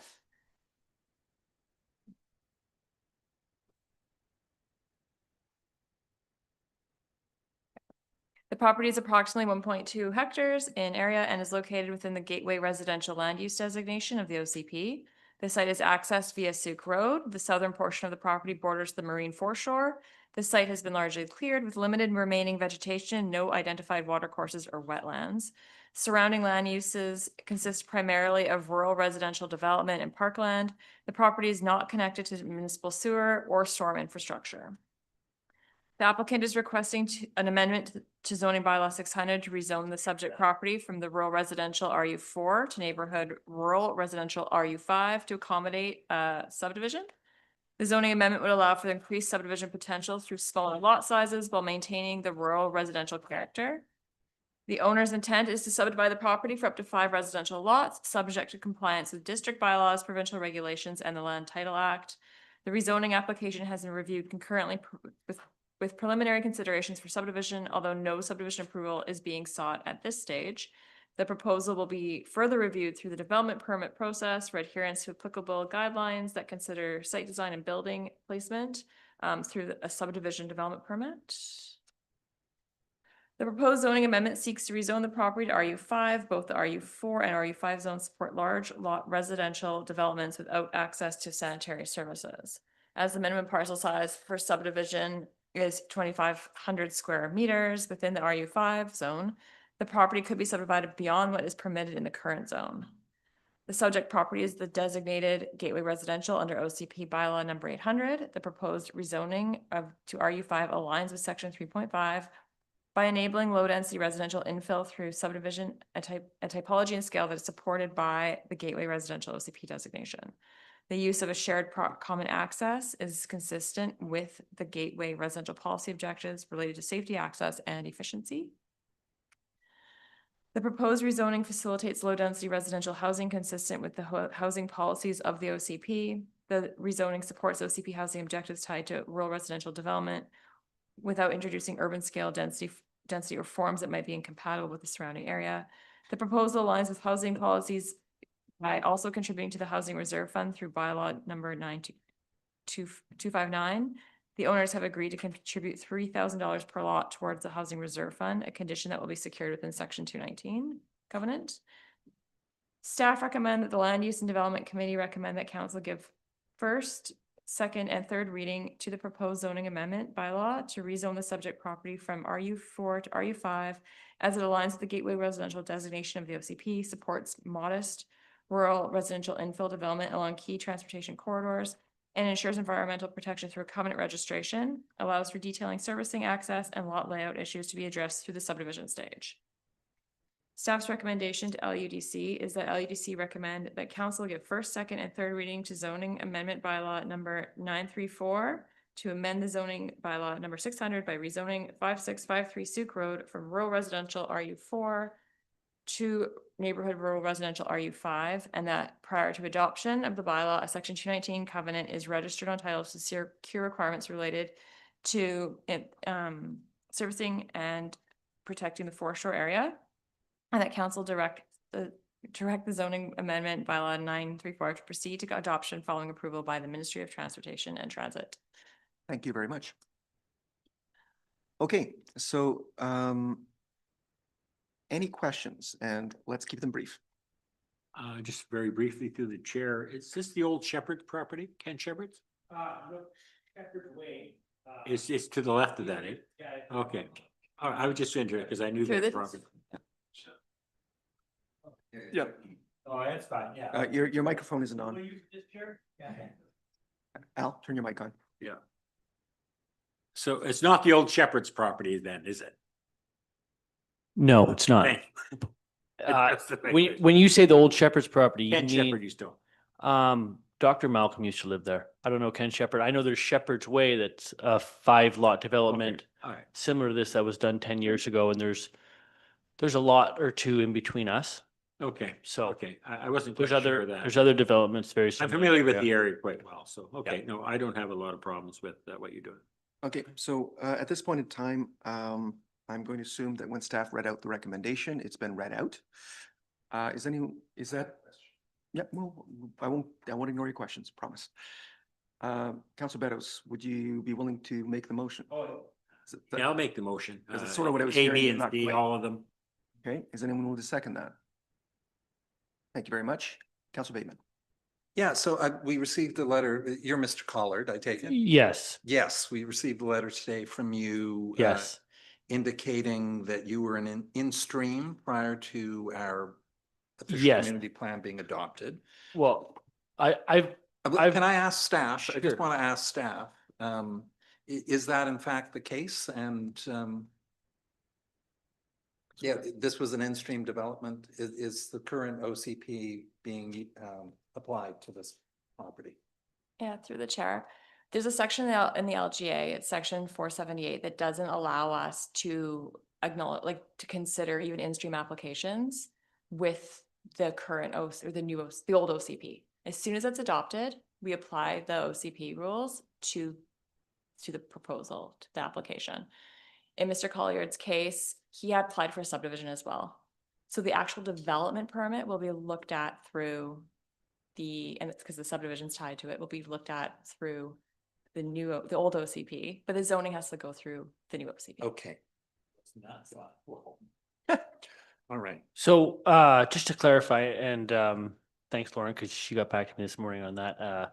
Obviously, I have a lot of concerns and questions. The new OCP, like you're aware of, we've probably never had more concerns than any over this OCP from the public, right?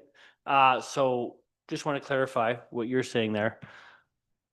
Basically, if my rezoning is going through the new OCP, am I going to be subject to the DPAs of the new OCP?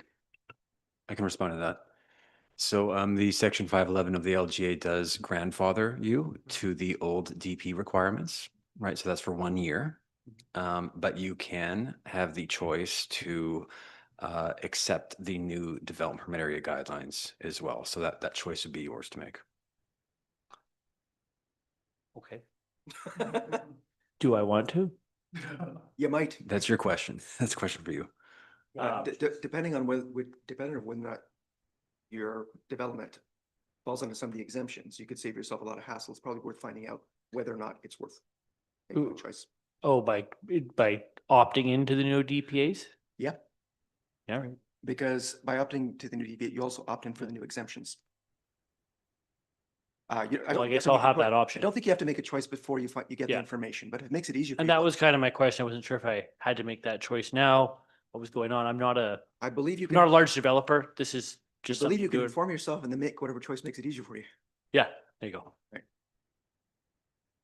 Councilor Bateman. Yeah, so through you, I see the RU5 zone, quote, is intended to accommodate low-density residential uses while maintaining a rural character and supporting sensitive infill.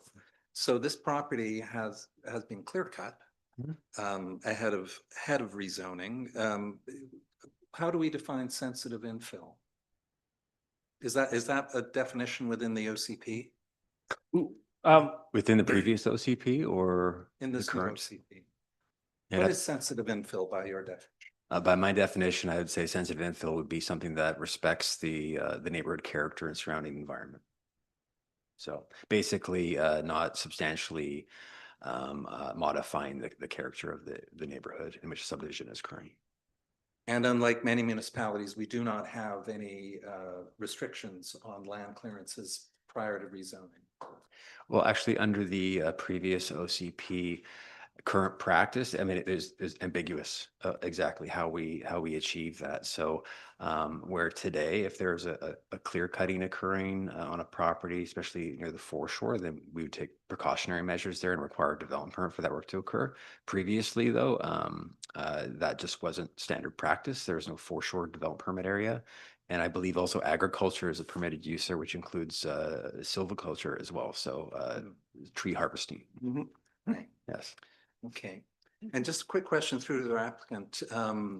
The beautiful piece of property with the gazebo down by the waterfront. Will all the property owners can access that waterfront, or is that strictly for your?